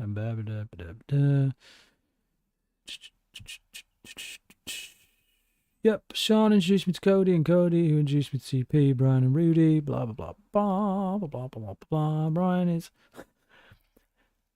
Brian is Joe Pesci from Goodfellas. Make that stick. Make that stick. That's something I don't know about you, Brian. I'm Henry Hill and Michael is Jimmy. Okay. You got the roles with there. No, I'm gonna get right, let's have a look. What's this? Brian, mate, who's the most underrated Batman villain? Mine's Killer Croc. Oh. Ventriloquist and Scarface. How they've not been in a live action movie yet, I don't know. Even as a side character, in the way that Scarecrow was in Batman Begins, or even what Zsasz was in Batman Begins. But yeah, just at the very least, a little bit part for Ventriloquist and Scarface would just be on the money. It's a more grounded kind of character, I say, a mobster type character, but with a slight twist. I just think you can do a lot with that. Let's not get into Alison Brown's public Q&A. Yeah, that'd be nice, guys. I don't mind you chatting, but it's just like, because I'm trying to look at the comments that I can read out. Any questions you guys may have, please feel free to throw some questions in there. If you want us to chat about something, drop it in. Who could forget Brian versus CP in 2022? Apparently no one. The RoboCop discussion. Yes, every single scene. That's something I need to get a T-shirt with that written on. Were you? Did you ever see any of that? What was this? I don't know if I did. Oh, it was a conversation because I gave RoboCop a 3.5 out of 5. Took a bit of flack for it. One of my criticisms of it was the music in the film. I felt it was just too happy and too cheerful, and it just didn't go with a lot of the scenes. I thought it didn't mesh well at all. It didn't work for me, so people decided to go at me for that, and I just thought, I ended up going off on one, and I was like, every single scene. I've not seen this. No, I did know. I did see. I think I have seen your review for RoboCop though, which was interesting. Yeah, I like the film, but I do get some of the criticisms of it, but I quite enjoy it. Yeah. Well, I've got a special edition Arrow Blu-ray release there if you want it. So. Oh. post that straight over. Pardon? Post that straight over. Okay. Drop your address in my Facebook Messenger. What's that? Not my favourite Paul Verhoeven. I actually do really like Paul Verhoeven's movies though. Yeah, I prefer Starship Troopers. Starship Troopers is And great. I and definitely Total Recall. prefer Total Recall. Yeah, Definitely prefer Total yeah, Recall. cracking films. Oh yeah, I've never seen any YouTuber do that to me before. Don't know what that is. Don't know what that's in reference to. Exactly, that's the power of collaboration and a great dynamic. Right. Okay. If the chat's drying up, then it might be time for me and Jack to call it a day. But what's that? My favourite sandwich is bacon, lettuce, tomato. What's your favourite sandwich, Jack? What's your favourite sandwich? Not really much of a sandwich guy. Don't know. Can't even think on the top of my head. Right. If I could still eat it, it would be peanut butter and jam. Although in America, I think they call it peanut butter and jelly. I think they call it in America. But yeah, peanut butter and jam. But I can't have it anymore because I'm allergic to it. I quite like fish sandwiches. I like stuff like tuna and salmon sandwiches, stuff like that. Yeah, I like salmon. Yeah, I could go with some salmon sandwich. Salmon That'd be sandwich, great. nice. Yeah. Yeah. Hey, Michael, you're the one with the Indiana Jones profile logo. What's your thoughts on Temple of Doom? It's rubbish. Oh, Joe, I've never seen Kingdom of the Crystal Skull. Have you not? Never saw it. Oh, mate, you're missing a treat. Am I? A lot of people say I'm not. Sometimes I can't always be trusted. I'll just say that much. No, in Trick 6, I like Shia LaBeouf as well. So I kind of you won't in that film. You won't in that film. I was quite a Shia LaBeouf fan, and then that film came out, and I was like, yeah. He's done a lot to redeem himself in recent years, but man, yeah, I like. Do you know what? Because I saw him. The last film I probably saw him in now was something like Fury, and I thought he was great. I thought he was excellent in that. He's an interesting. I know he's a bizarre character. He's a bizarre guy in real life, but he's got something about him in his acting. I think he's quite a talent. But... He's turned his life around a lot. If you've not seen it, I strongly urge anyone to go and check out the interview that he did with John Bernthal. Yeah, seen it. Yeah, I have actually seen it. Yeah, just that whole interview, man. I got such a newfound respect for him after that because this is the problem with Will Smith, right? Will Smith did the slap. He's never once apologised to it. And anything that even comes close to resembling an apology ends up getting turned back on him and how he was the victim and how he was struggling and going through stuff. And that's why people can't get over it and won't forgive him for it. When you look at that interview that Shia LaBeouf did with John Bernthal, he lays all of it on the table. And he takes the blame for it. Brutally. And he's brutally honest about it. I was surprised. I mean, John Bernthal, I think he definitely... I mean, I really like him as an actor. He was in a show that I loved years ago, so I kind of follow him anyway. And I watch a lot of his interviews, and he does have a talent, I think, for kind of getting people to open up and talk in a brutally honest way. And obviously, I saw that one with Shia LaBeouf. And I think fair play to him just saying it how it was. But I know Shia was ready. He's obviously a troubled guy. Yeah. I mean, it had a lot of trouble, but like he didn't shy away from the fact that he'd been abusive to his partner. He owned it. He said, "No, I was, and I was a scumbag, and all I can do is apologise and try and live my life better." Yeah. But like he never once tried to make excuses in that interview, and that's the true sign of someone looking for redemption. And I gained so much respect from him in that interview. But Brian got a Next hoodie. They do really good quality. Is that what this is? Is this a Next hoodie? Is it? I don't know, mate. I'll take your word for it. There's what looks like a stag. That's Stag. That's not Next. That's All Saints. That's good stuff. That's good stuff. Right. I don't know. I am not a clothes shopper. I couldn't give two squibs about. I like hoodies and I like dark jeans, and that tends to be what I wear. Hoodie, dark jeans. So, So yeah, but if ever I've got to put a suit on, I feel like a right. Yeah, I feel like I got a stick up my ass when I'm well, putting on a suit. I'm at that age now where I've got a lot of friends getting married, so I actually did have to buy a suit the other year. I haven't had a suit for years, and now I've been to about 5 weddings, and I have my one suit. Oh, Michael, it's Brian. This is to apologise for the chat silliness.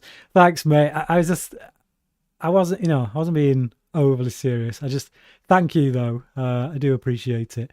But yeah, obviously it helps if we can read what people are trying to say. But thanks. That was very kind. Um, Talking about Hitman, have you seen Kill List, Brian? I haven't. I do believe I have it on DVD amongst the 640 of DVDs that I've got that I have yet to see. I have So seen Kill List. I have seen yeah. Kill List. So It's a brutal film. for those who don't know, if you look at all of these here, this is now how I store my DVDs. Because Brian, do you know I have a distinct memory of you saying you were done with physical media, you were finished, and I can yes, see that is bagged up DVDs. So have you kept to okay. that? That's my question. So so I've got all of those, and I've got 1, 2, 3, 4, 5, 6, 7, 8, yes. So I've got somewhere in the region of 25 of those bags all filled with DVDs. But the thing is, what I do these days is I only buy from charity shops, and I usually get like 5 DVDs for £1. Yeah. And it's like, if it's a movie that, oh, that looks like it'll be a good one, at least one watch, I'll get it, chuck away the Absolutely, yeah. cases, bag them up, and then they're there if I Yeah. ever want to It watch is the them. way now here. Like I go to CX a lot. CX is so good. You get so I mean some of the CX around here filled with stuff for 50p a pound. And it's cheaper than just renting because sometimes it's an old movie you want to check out, and sometimes it's like £3.50 on Amazon to Yeah. stream it. And I'm like, I may as well buy the DVD and they just say chuck the box and just bag the disc up Yeah. and be done with it. Yeah. Well, Yeah, that's it. That's it. It's, I just, I'm kind of past the point now of buying things for display. And I know I've still got stuff here display. There's certain things that I have to, like Critters. Come on, Critters box set. When no, that, that's what I'm talking about. When you said you're giving up and you were talking about your yeah, Arrow set of Critters, I was like, that he's kind of given up. yeah, it's once in a blue moon stuff. Like that was like the first proper box set kind of thing that I'd bought in so long. And I got the Hitcher one because my wife got it me for Christmas. But it's like Gorgeous looking set. yeah, I don't buy, I don't buy new these days. And I just don't see the point. I don't see the No. point. I was saying this to Man v Film, Graham. I was Yeah, recording a yeah, love podcast with him Graham, this love Graham. morning, but I've got this right. Absolutely phenomenal film, The Oh Proposition, yeah, Australian film with Guy Pearce. It's like a western but set in Australia. I've got the second sight special edition. It's still sealed. It's still got the price tag on. I've actually got it on DVD. You know what I mean? So if I just want to watch the yeah. film, I can still watch it. So why do I have this? What It's is the funny point? actually. Your mate Graham. I watch some of the videos on his channel. You know, he has that. He does a load of topics on being Yeah, addicted to collecting, and I find it absolutely hilarious because I do understand it. I do understand there's some kind of need to own this nice stuff, but at the end of the day, sometimes I own movies on like multiple style of disc, and I end up watching yeah, it on Disney Plus or something. I'm like, this is just why do I own 3 copies of a movie that I'm now streaming? Why what is happening? yeah. I just like, for me, I because I can bag them up like that. I don't think about them. Yeah, And what I tend to do is I actually end up watching them more yeah. because I pull a bag off the shelf and I just go, I'm watching something from this bag. I don't care, but I'm choosing from this bag. And because it's narrowed my selection down, I'll go through it and go, oh, I forgot I had that. Yeah. I've not seen it. Boom, I'm in the mood. Right, watch And it.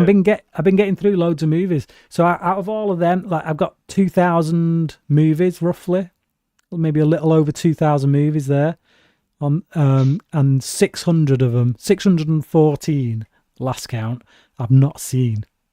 Yeah. It's a lifetime's worth.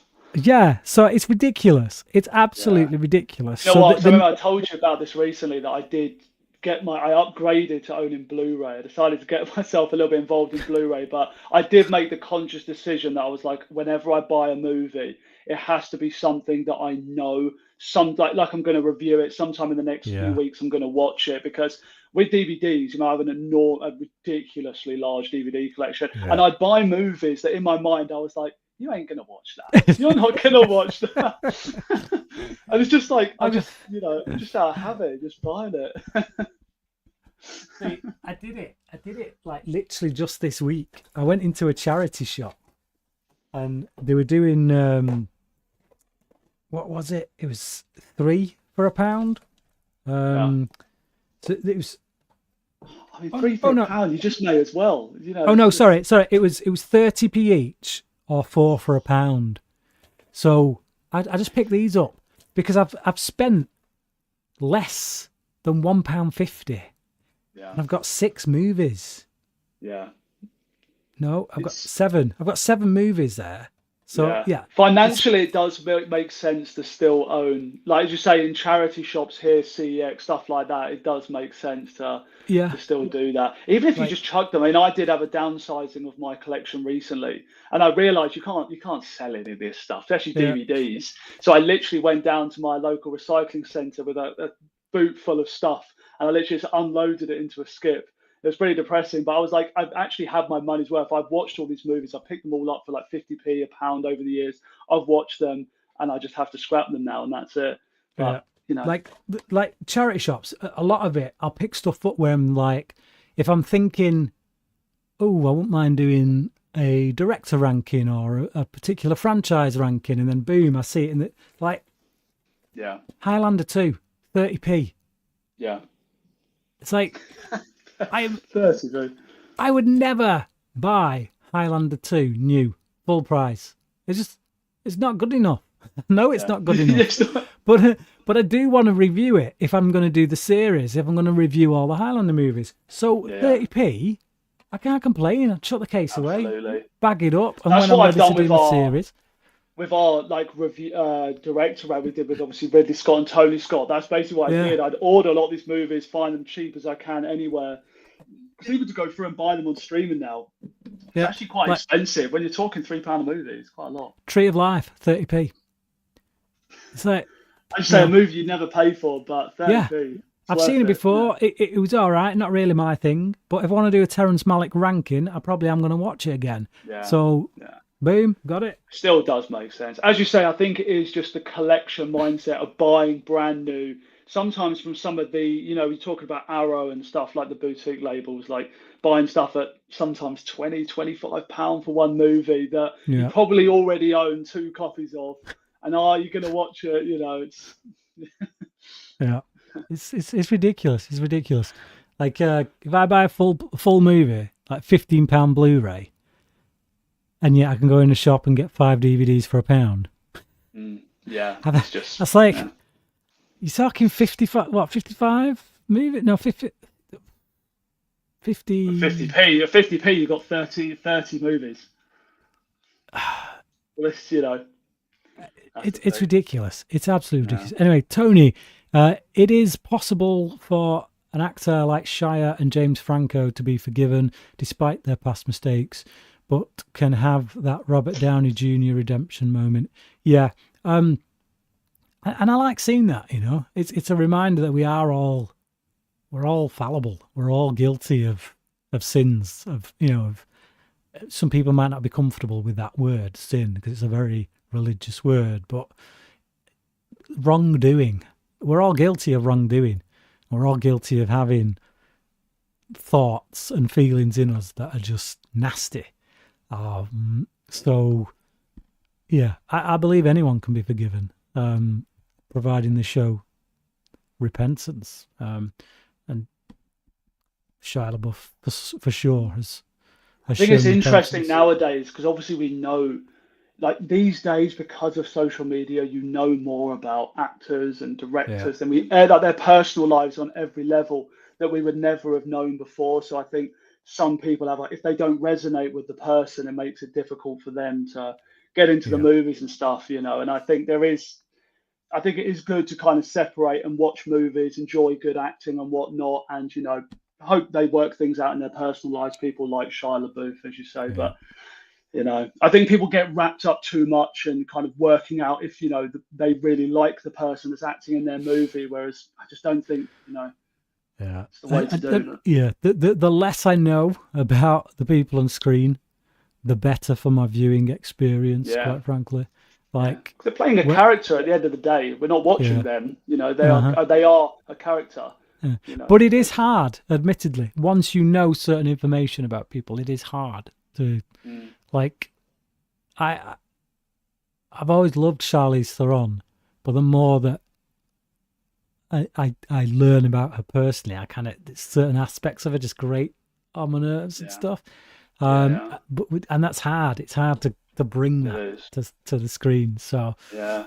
For me, it's the more extreme stuff. I mean, on a personal level, I think, you know, there's lots of people that say stuff that I'm just like, what are they talking about? But I can still kind of, like, you know, Jennifer Lawrence is a good example. Like, she says some silly stuff, but in movies, I still love her as an actress. I think she's amazing. But the thing is, even with Jennifer Lawrence, the silly stuff she says because she's just talking at 360 miles an hour because she's in an interview, she's hyper, and stuff just kind of comes out, and then it's like, she don't even believe it. She'll go away and she's like, why the hell did I say that? Because I'm just like motoring on. Why didn't somebody shut me up? Absolutely. And these are they're high pressure environments. Like, any of these people, when they're being interviewed about anything, like they're being interviewed about something personal, political, in high stakes, where there's a lot of people watching it, people say silly stuff, and I just think people focusing in on that too much. I mean, obviously there's something, like, I can think of things where, say, there's been a director or a musician, whether that's, you know, their crimes, or maybe they've done something in their past that's so extreme that you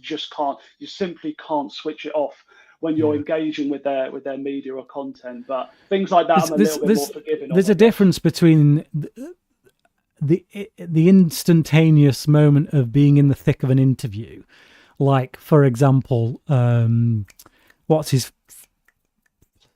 guy who plays the new Captain America.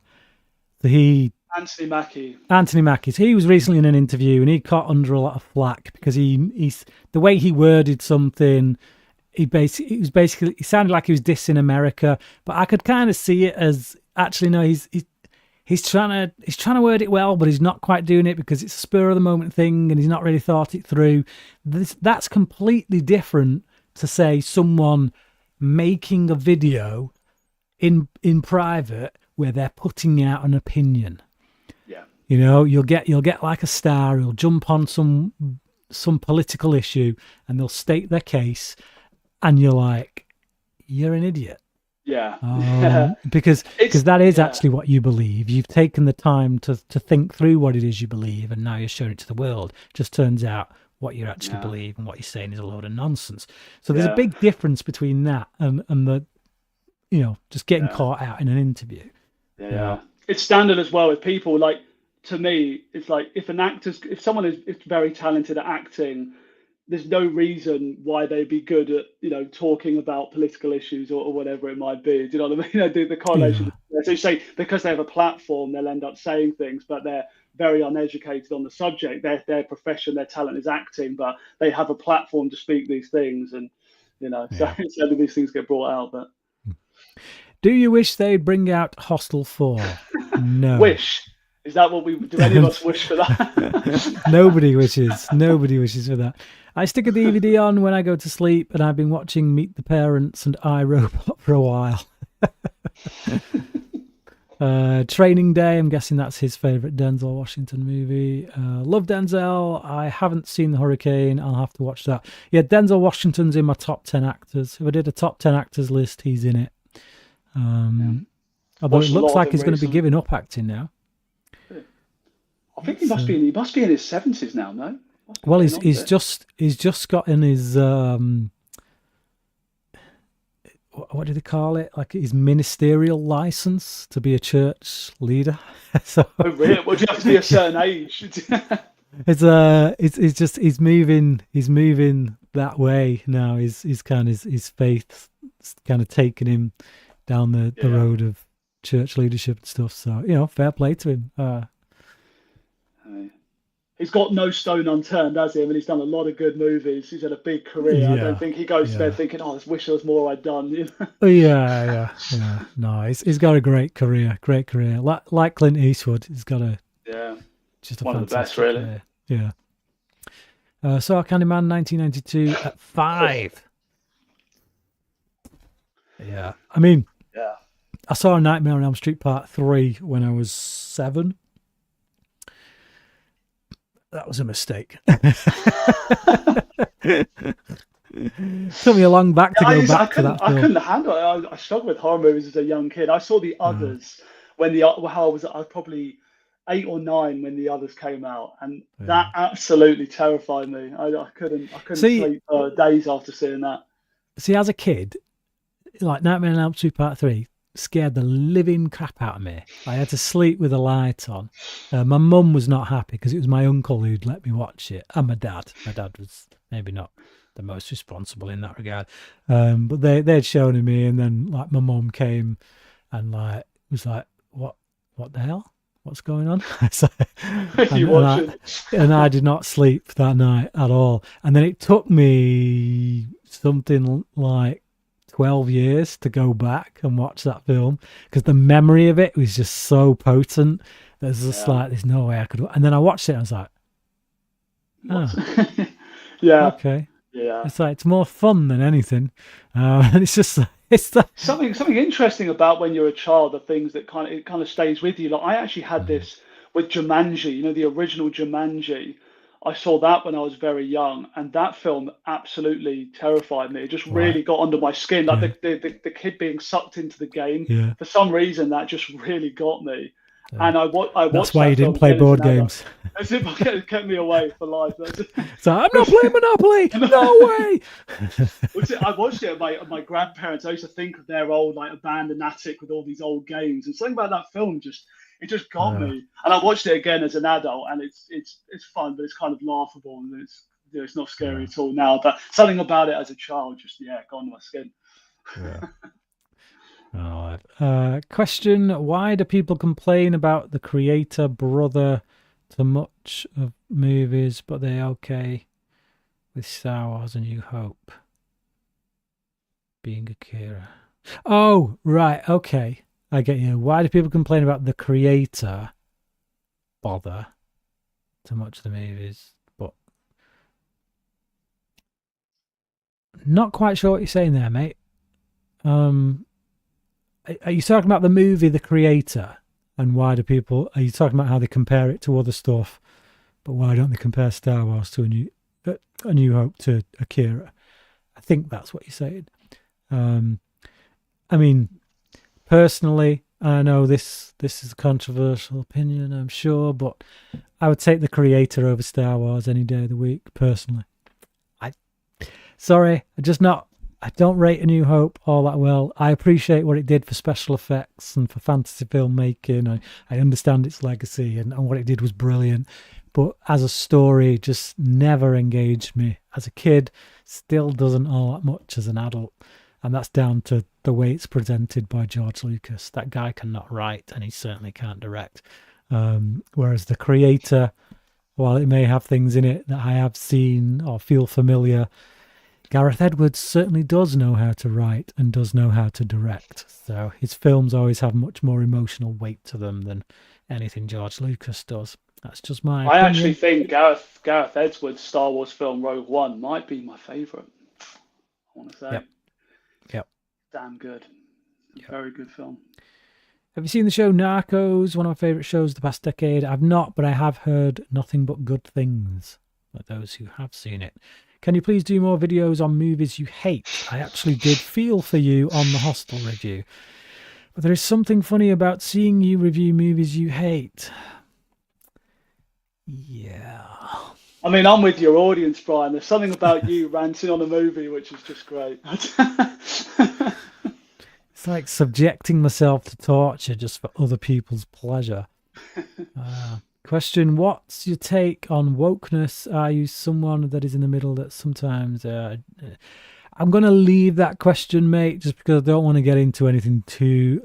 I think a lot of people are just sick of talking about wokeness now, and I have actually talked about it a little bit at the start of this Q&A when we talked about the Oscars. I do think the Oscars are voting politically. This last Oscars has been incredibly political. There's certain films on there that in no way, shape or form should have been nominated in the way that they should have. It was purely a political decision. But I feel that decent films, very good films, films like Dune Part 2 suffer as a result of that woke politicism. And I will say no more on it than that at this point. Brian is Joe Pesci. Nah, he has a cool voice though. Oh, thanks. Brian's sexy voice. He's the voiceover guy.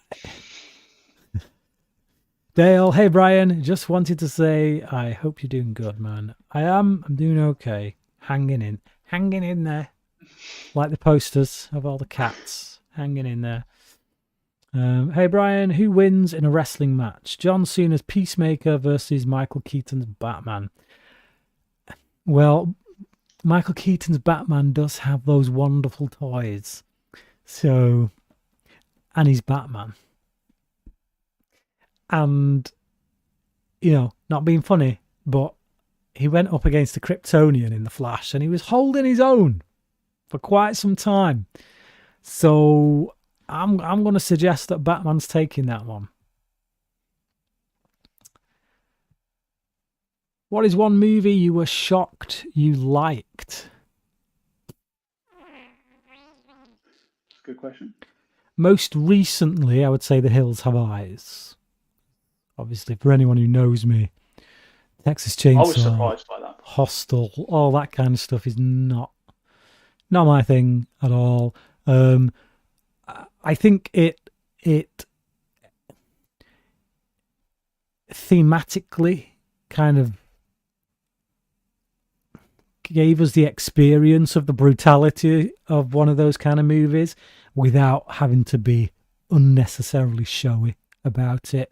And I felt like the characters were proper characters, unlike Texas Chainsaw Massacre, where the people that end up getting stuff done to them, you know nothing about them. They're just,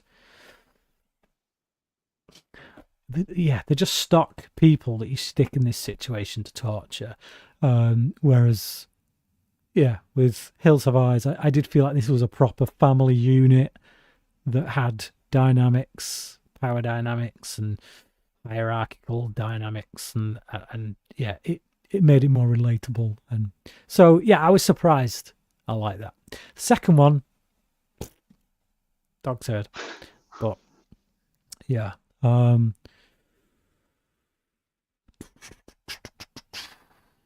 Denis Villeneuve or David Fincher. I'm gonna have to go with Denis Villeneuve on that one. I would actually go David Fincher.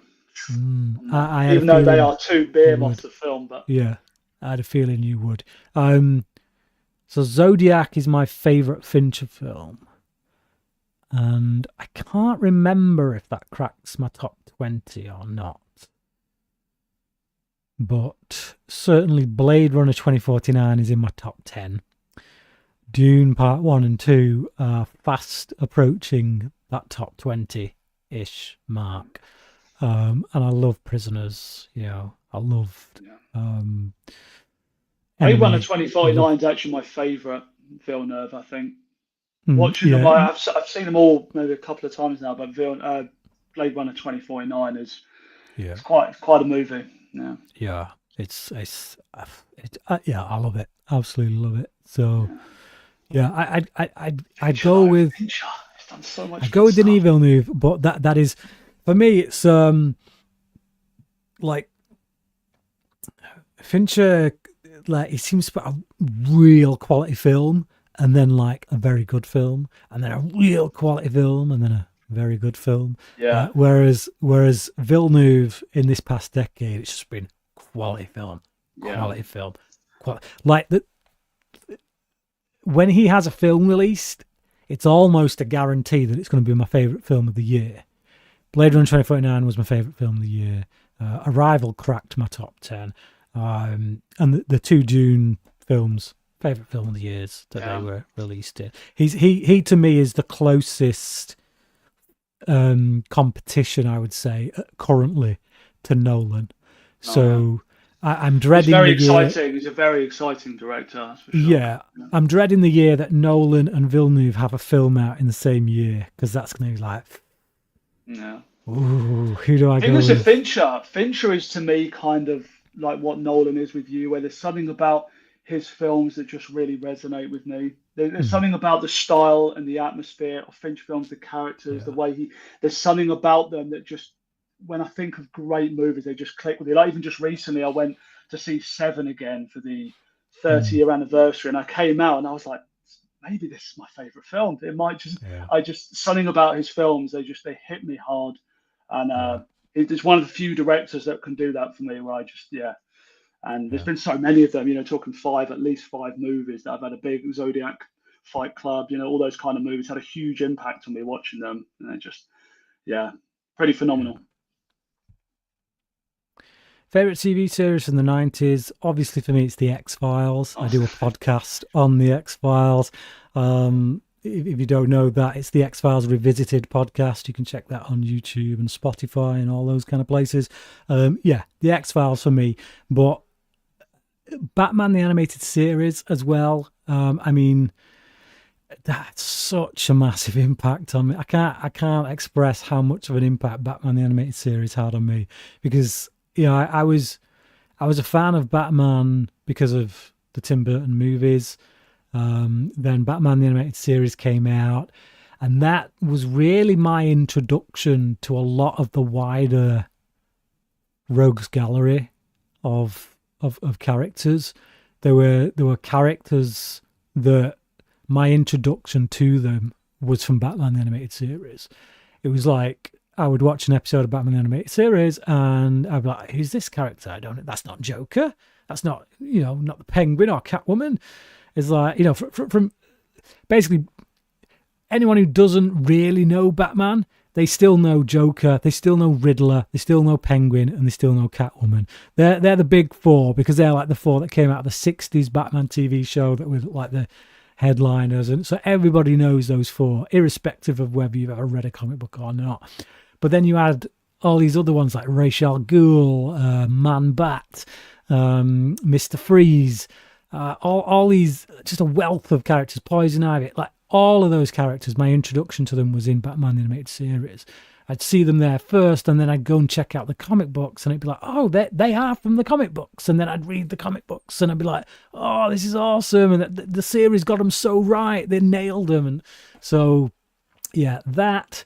And again, sticking with the comic book theme, the Lois and Clark, The New Adventures of Superman, and that's on my mind at the moment, just because I'm actually going through it right now with my daughter. Me and my daughter are watching. We've got it on DVD. We watch an episode each night, and I'm just really enjoying it because, again, it's that thing. I'm getting to see it through my child's eyes, and as a result, I'm almost reliving it how I saw it back as a teenager when I watched it. So, yeah, really enjoying that at the moment. But cracking.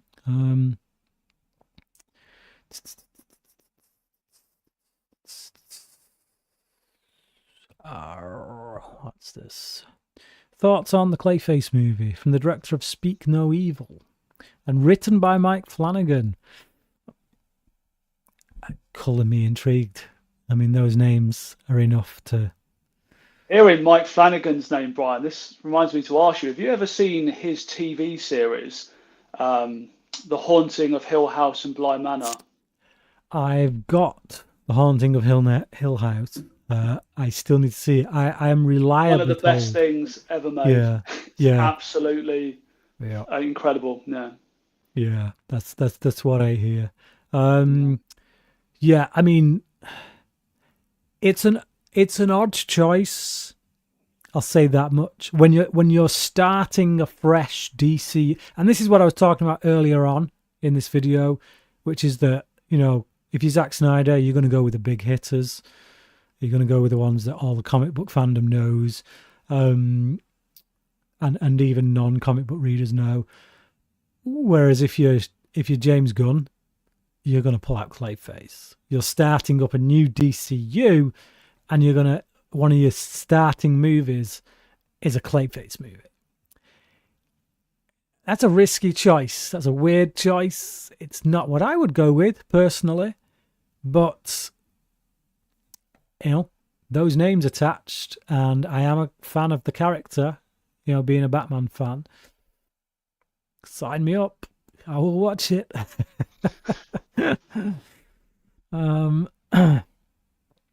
Brian, have you seen Creature Commandos? It's got both indirect and direct references to Batman himself in our DCU. Unfortunately, Daniel, it has not been released here in the UK.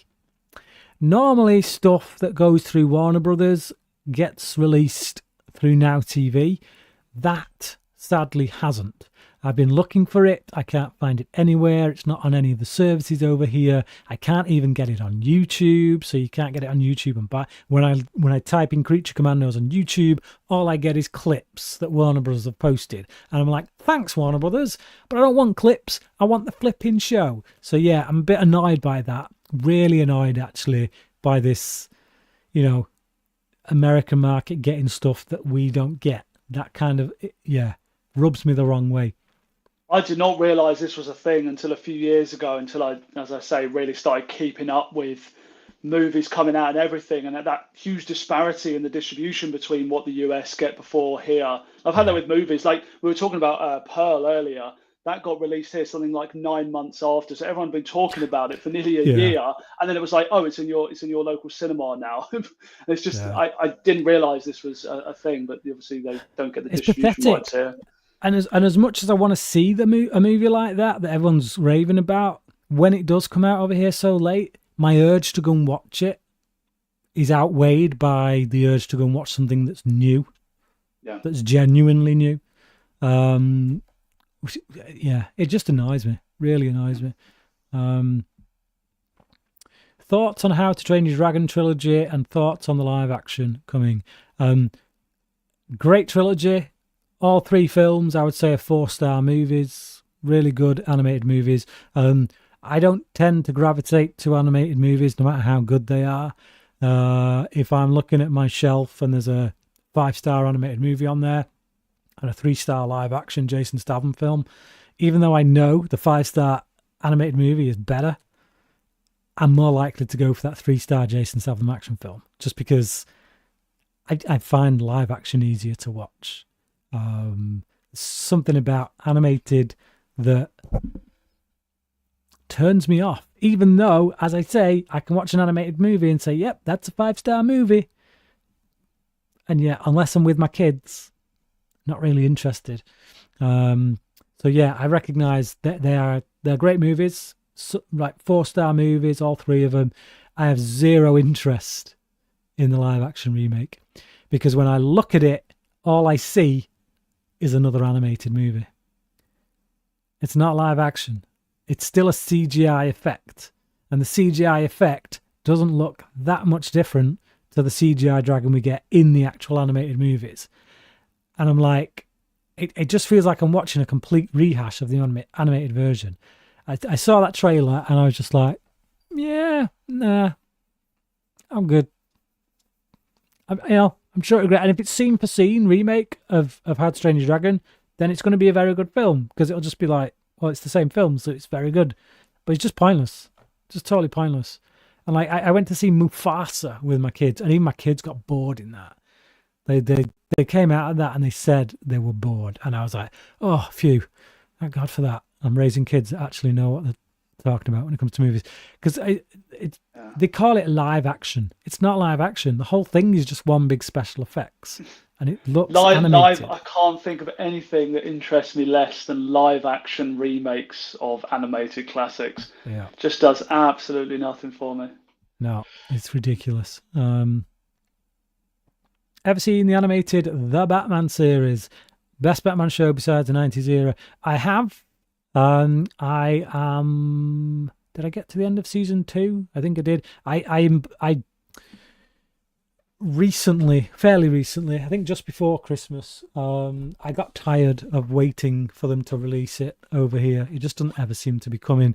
So I bought an import. I bought it from America, had it imported, um, started making my way through it. Yeah, I mean, I would say the more recent Amazon Batman show is better than it. Aside from a few woke moments in that, didn't appreciate the fact that they brought in Harley Quinn before they brought the Joker, and they make her this like full on woke lesbian chick who's like, yeah, and they made Penguin a woman just because you know everyone was sat there thinking, yeah, Penguin needs to be gender swapped. Okay. Aside from that, I would say that, and I mean, they did an awesome job on the two-part Two-Face story that they did, and there was a lot of other really great stuff in there. So apart from those two things about it, I would say that's probably the best since Batman the Animated Series. But the Batman is a strong contender as well. But yeah, I still need to watch 3 seasons of it. I've watched the first 2 seasons. I need to watch 3, 4, and 5. But there you go. What movie broke you in the last 31 and 31? I think we all know the answer to that, don't we? I think we all know the answer to that. Let's just say this: I'll never be watching Art the Clown in anything else again. 3's the limit. Well, 1 was a limit, quite frankly. But yeah, no thanks. I think I'm more of a horror fan than you, Brian. Even I can't be doing with Terrifier. Yeah. I am a horror fan. This is the thing. But I'm a fan of every genre, and it's just I'm not prepared to just watch junk just because it's horror. And I'm not prepared to say that something is a great new icon just because I've not had one in 10, 20 years. It's like I demand quality. And just because something is a horror movie doesn't mean I'm not going to demand the same quality. Terrifier is not quality. I'm sorry, but it just isn't. There's things I appreciate that they've managed to get away with on the budget they have, but do better. Yeah. The appeal of that film is a bit over my head, I have to say. Or that trilogy, rather. I have unfortunately seen all 3. Yeah, I won't be watching the 4th. It's kind of why I've come out of 31 on 31 to a large degree, so I don't have to subject myself to that kind of stuff anymore. I mean, that one you did, that thing you did, actually, to be fair, a lot of those films that were on that list, I actually do really like. Like, I am a fan of the Ari Aster stuff, the Brandon Cronenberg stuff. But to me, I get why people don't like it. Like, just kind of the content, the subject matter it delves into. I get why people don't like that. But Terrifier to me is not on the same level as stuff like Hereditary and stuff like that to me. But like Brandon Cronenberg's an interesting one for me because so far his films have both been pretty deep in the sense that like they've got a lot to say. Possessor's good. I think Possessor is good, honestly. Yeah, but like Possessor to me, it was just if you just tone that violence down a bit, mate. Just a bit. Come on, mate. Like there's excessive, and then there's just it's ridiculous. Like the story was good, the message behind it, underneath it I thought was really interesting to explore, and I think he explored that pretty well. But when you're smashing Sean Bean's face in, and it's just prolonged, and we're seeing every hit, and you're just like, why is this necessary? Yeah. Why is this necessary? Yeah. Like literally, why is it necessary? It's not. It takes. Yeah, he definitely takes the strings. I don't know if he's just trying to outdo his dad in the kind of content he's bringing to us, but I still think those films on a level. Again, understand why people don't like them, but they definitely have some depth and stuff to them. They're definitely on a different level to Terrifier. Absolutely. Yeah, that's what I mean. Like, even in that theme, to me, like those films are way like to talk about them in the same category is odd to me. Like people talk about people are obsessed with Terrifier stuff because it's new, but if I feel like in 10 years, then I can't imagine people Yeah. are going to look back on Terrifier fondly. I mean, who knows? Who knows that? Yeah. Um, yeah, I just I can't be terrified. Yeah, if you tone that violence down considerably in Possessor, that film would have been a 4-star film for me. But it was such a big part of it that it just Yeah, knocked it down to a 3 because I just found it sickening and don't yeah, really want to delve into that again. It takes the rewatch value completely away. yeah, yeah. So. Hang on a sec. I'm just jumping ahead here because I want to bring this to a close. So I'm just looking for one last one because we need to get out. I said 10 o'clock. We've gone 20 minutes over because I don't know when to shut up. But I'm trying to see what one is that one. He said Nolan and Villeneuve both had a film in 2017. Villeneuve won that year out easily, in my opinion, but Nolan is still my favorite director ever. Which film? 2017, was that Dunkirk? Nah, Dunkirk's older than that. I feel like. I think Dunkirk was 20. Maybe it was. Maybe it was 2017. I feel, is it No, it was. Arrival? No, it actually was. Is it It was Arrival and Dunkirk? Because if it's No, 'cause Arrival, Arrival was the year before. Arrival was 2016. right? Because that was Blade Runner 2049, wasn't it?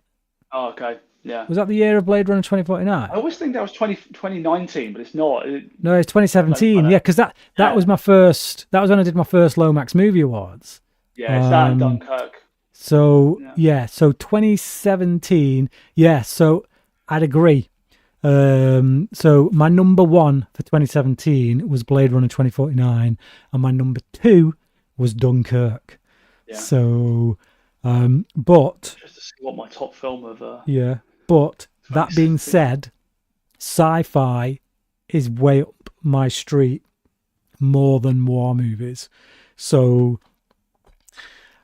I think Villeneuve definitely had the edge there, just in terms of what I favour. So yeah, but 2017, that was the year of Nolan and Villeneuve, and yes, Villeneuve did win out that year. So I'm waiting for the rematch, and see what's going to happen there. But round one goes, yeah, for sure. Yeah, I forgot about that when we talked about that earlier. I forgot those came out the same year. Yeah. Okay. So round one. Let's see if they get a round two. Isn't Nolan working on something now? I feel like I keep hearing that he's. He's working on a Roman epic. Yeah, Wow. yeah, like this. So this, if you look at Nolan, he's modelled his career as much as he can off Stanley Kubrick. So his first film following is like your noir kind of Killer's Kiss type vibe to it.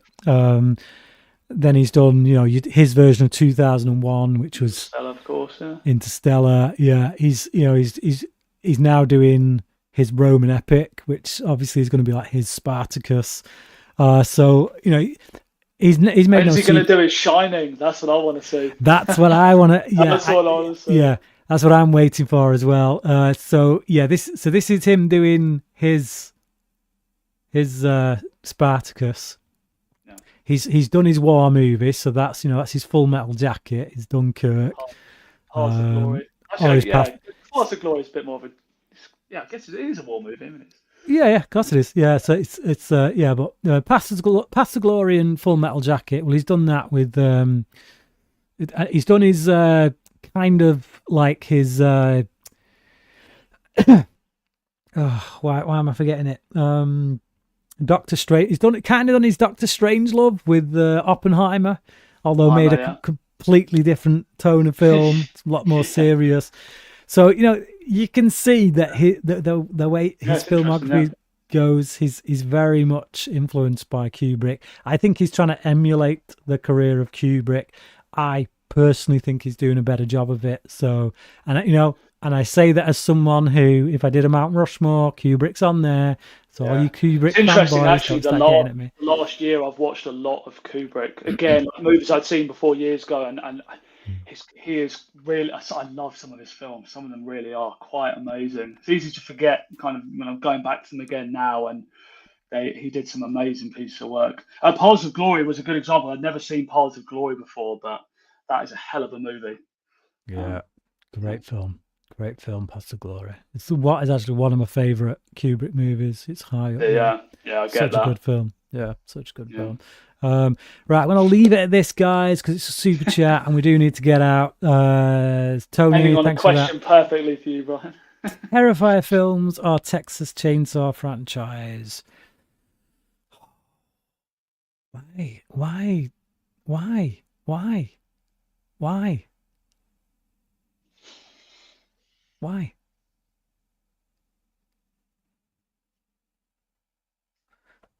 It's got to be TCM over Terrifier. I've got to go with Terrifier only because if I have to sit through them all again, that's 3 movies as opposed to, what is it? 8, 9, 10 Texas Chainsaw movies? I think there's 9 Texas Chainsaw movies. So, you know what? I'm going with Texas Chainsaw. Yeah, I'm going with Texas Chainsaw. I'm sorry, Some of the Texas Chainsaw movies, when you're in the right mood, I get those films more. But I do, there's some laughs to be had. There's some good stuff in there. It's just the lows in Texas Chainsaw are really flipping low. Really flipping low. Even the ones that people call good, like the second film, I think is painful to get through. Yeah, I found that super painful to get through. Yeah. But yeah. Right. Okay, nice one. I'm going to call that quits because it's 10:30. I need to get my kids to sleep. I need to get my dinner on. Yeah, I'm a late eater. Right.